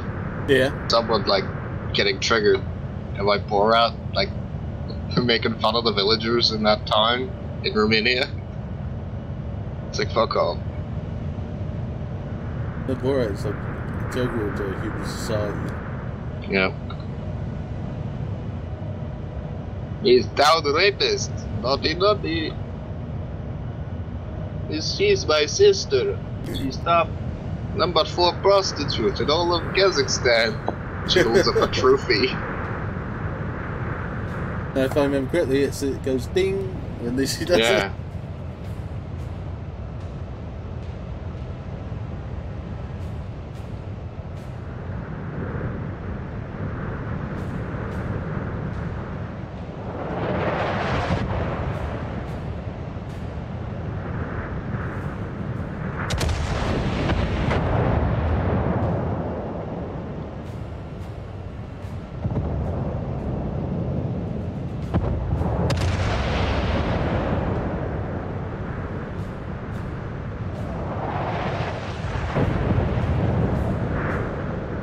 I can't believe they're getting upset because he made fun of, like, he's not making fun of them, he's making fun of Kazakhstan. They're just actors pretty much in his fucking trolling. Like, they think they're from Kazakhstan, so why does it matter if they're really not? Find it funny as well how he's town mechanic and also local abortionist. Well, then people that are getting angry at him with this new stuff. Like, no, look, you idiots, making fun. He's trolling people, right? You don't need to fucking... Yeah, he got his waterboarding kit signed, and he asked he asked him what his favorite war was. People don't understand the nature of how to troll these people. You know, our benefit is to troll these people, not to fucking defend them, you know?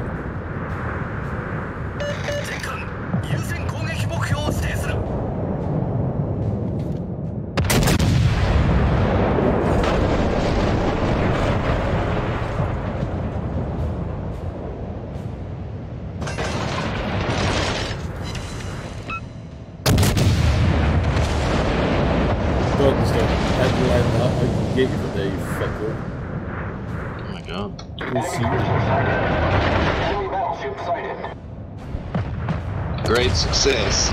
Great success. So we'll look for your things, Gypsy.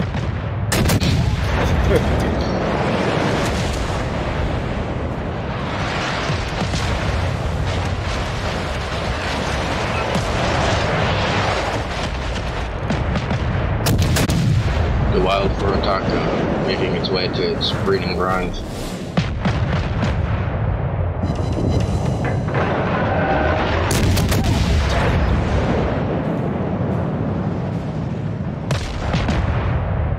Oh my god, there you are. I don't know. No, I don't need to move. But you might. Oh boy, oh no. We're good. Hull breach. We're taking this amazing things here. I know. Problem solved, sir.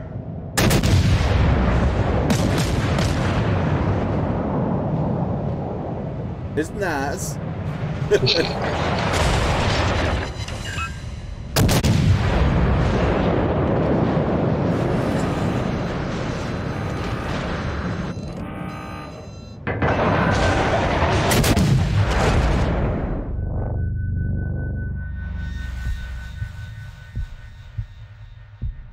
Fucking love it.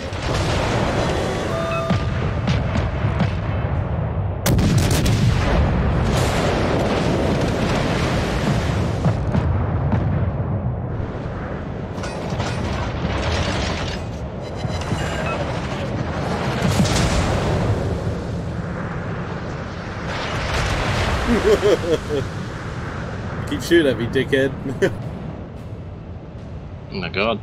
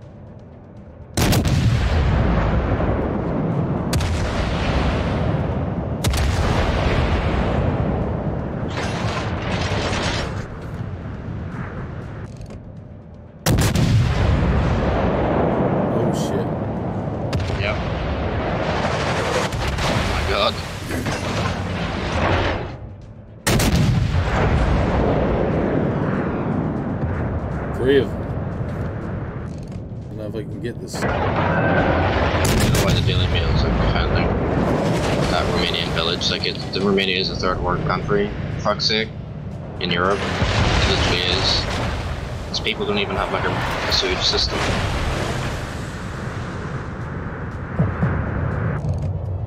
The mechanic's an abortionist, for fuck's sake. This is true. Enemy destroyer detected.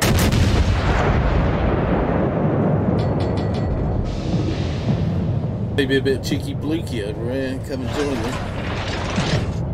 You keep running away. It's really annoying. They're fucking battleships. Fuck's sake. They got me steering. Lucky cunt. No.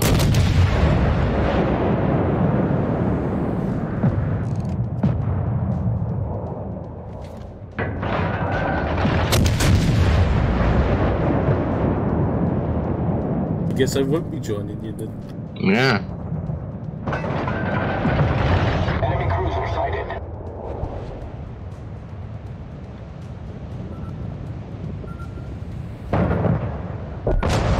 Another one. Another one. Another one. Another bat. Yeah. He started getting shot at, so he's turning around.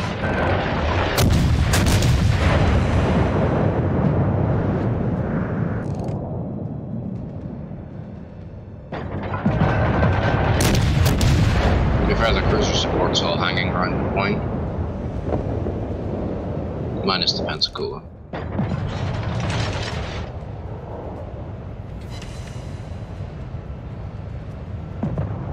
4 people are aiming at me. I wonder who that'd be. They go off and kill this Atlanta.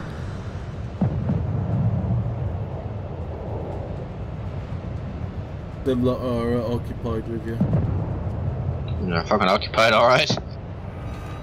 Occupy eyes. Occupy Wall Street. Idiots.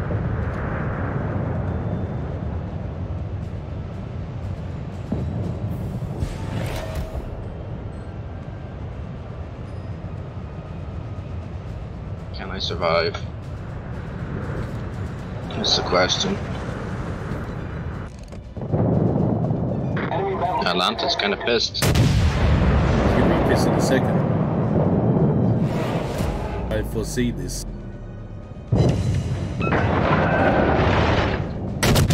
on, 12 seconds.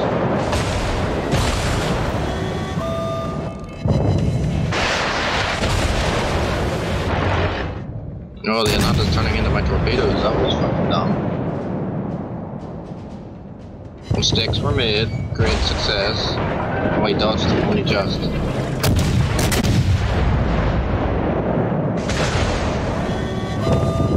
Just enough time for the smoke screen.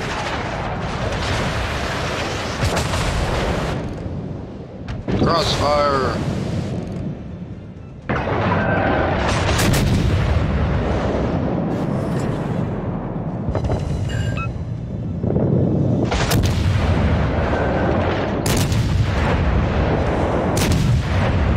I did not fear radar.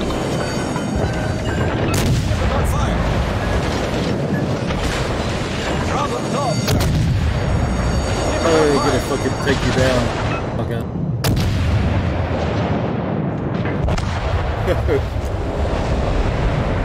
But he's definitely fucked up. His radar ran out.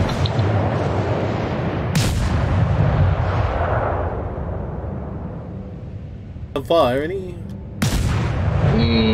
Not for me. I wonder if Vicky got him.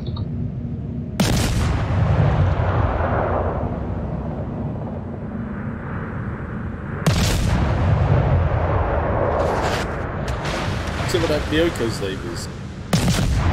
Warship of Warspite? Yeah, what the Warship of Warspite? Kind of a cool name. People think it's cool names stuck in the Soviet. No.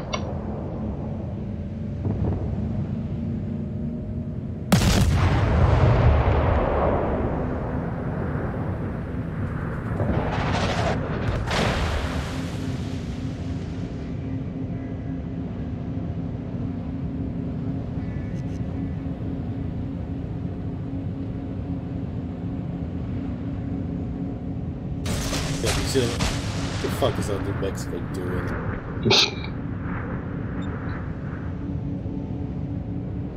Just, you know. Can't scratch the ship.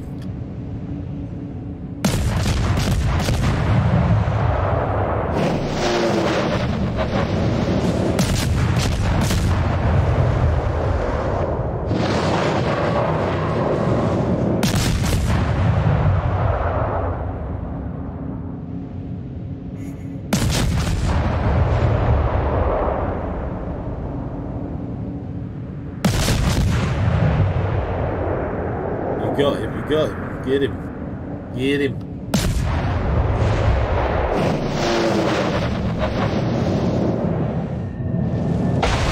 Fire should kill him.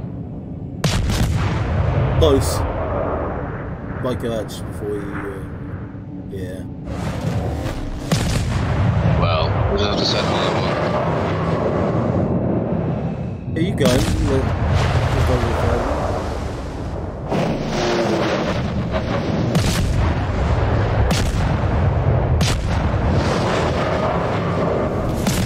Victory is in sight. Come on. Oh, sick. Slipperiest bastard ever. That's the thing. Ah! Get him! I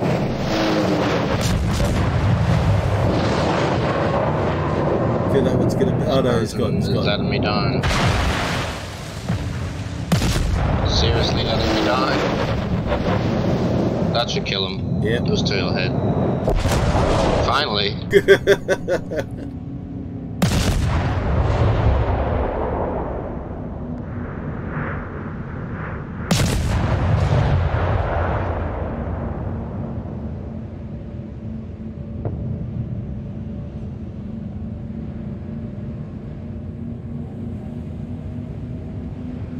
And all you have to do is sit there. They ain't gonna do it. Fuck no, as long as no one dies. Except him.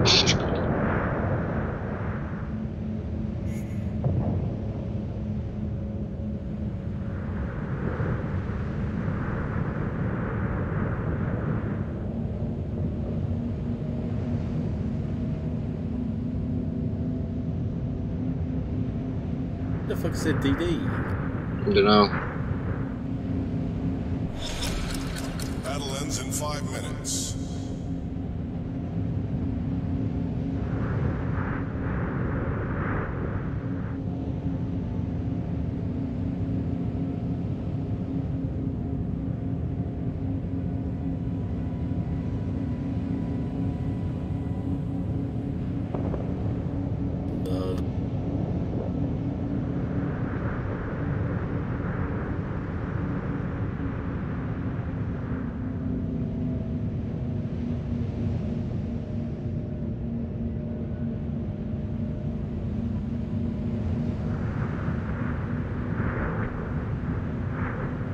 Don't worry, we got the New Mexico backing us up. It's only 12 kilometers away. Full out for New Mexico. Fuck's sake.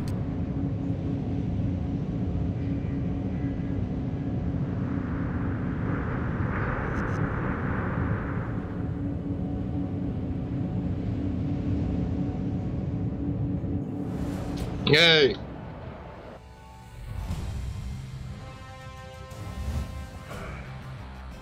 Team one.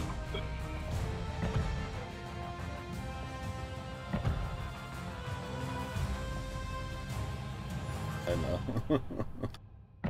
Hey, look, that guy joined the IPC. Sweet. Sweet. Okay, I'll be back in a minute. First, I'm gonna check this cup. Oh, we're fucking losing by 2 million.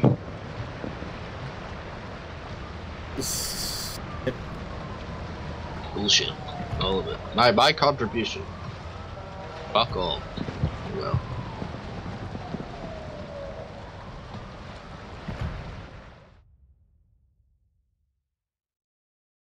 Top 10 apparently is only. Oh no, top 100 is only 1400. That's not too bad. Mm. Was in the top 10 the other day. Oh my god. Yeah.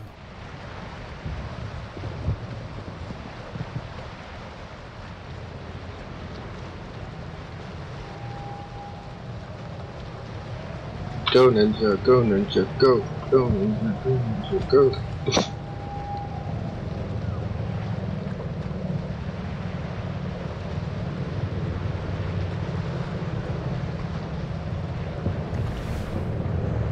I'll be black. Boom, boom, boom, boom, boom. Coming back to Warships later, or? Maybe. Okay. You're playing this guy.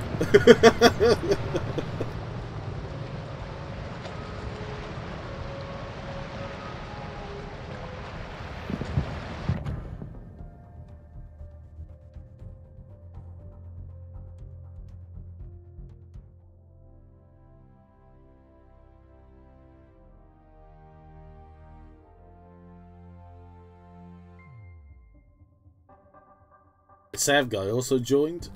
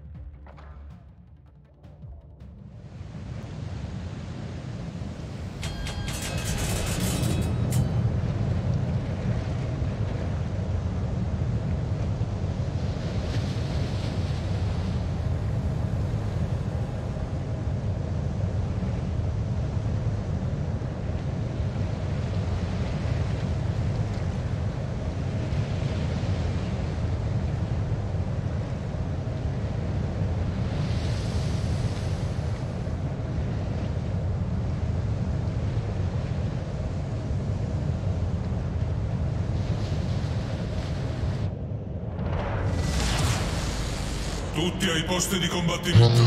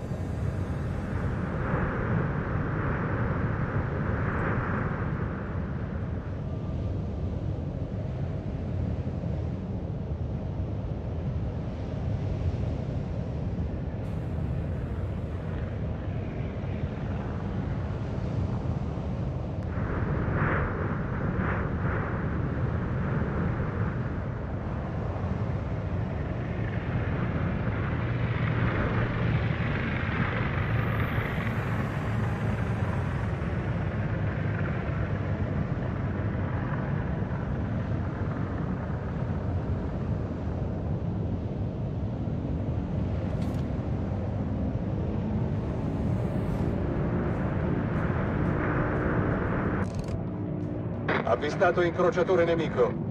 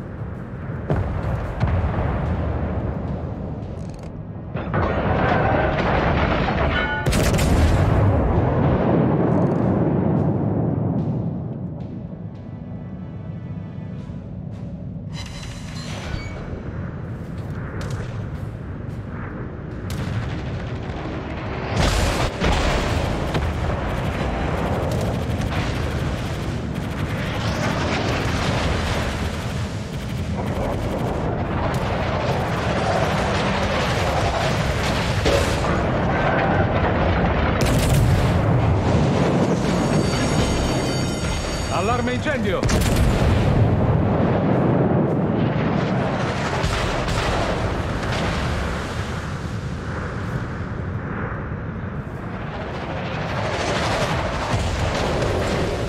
Problema risolto, signore!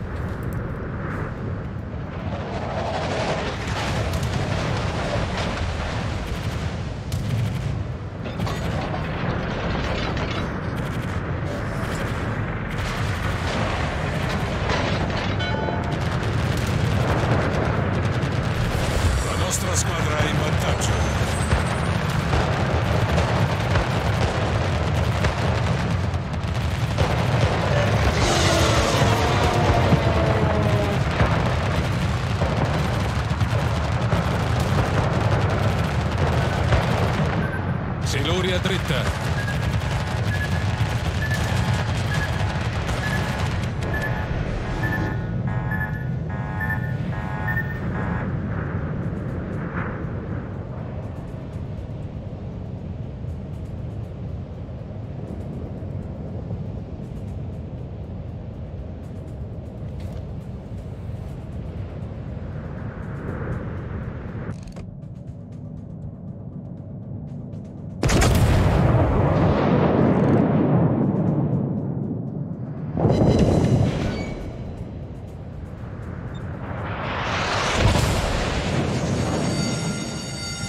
Allarme incendio!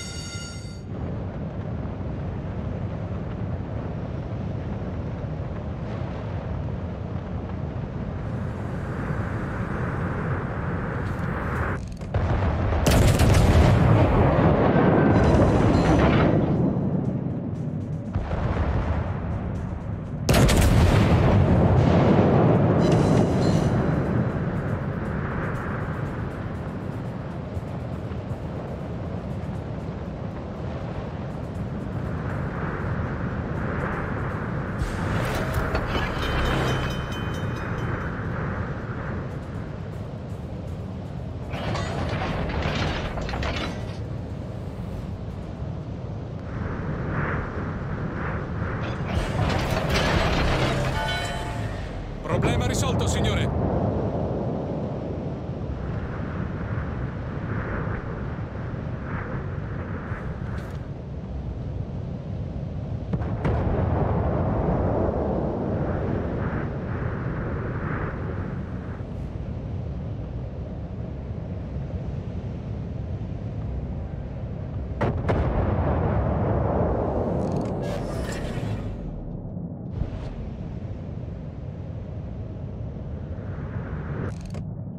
Avvistato cacciatore.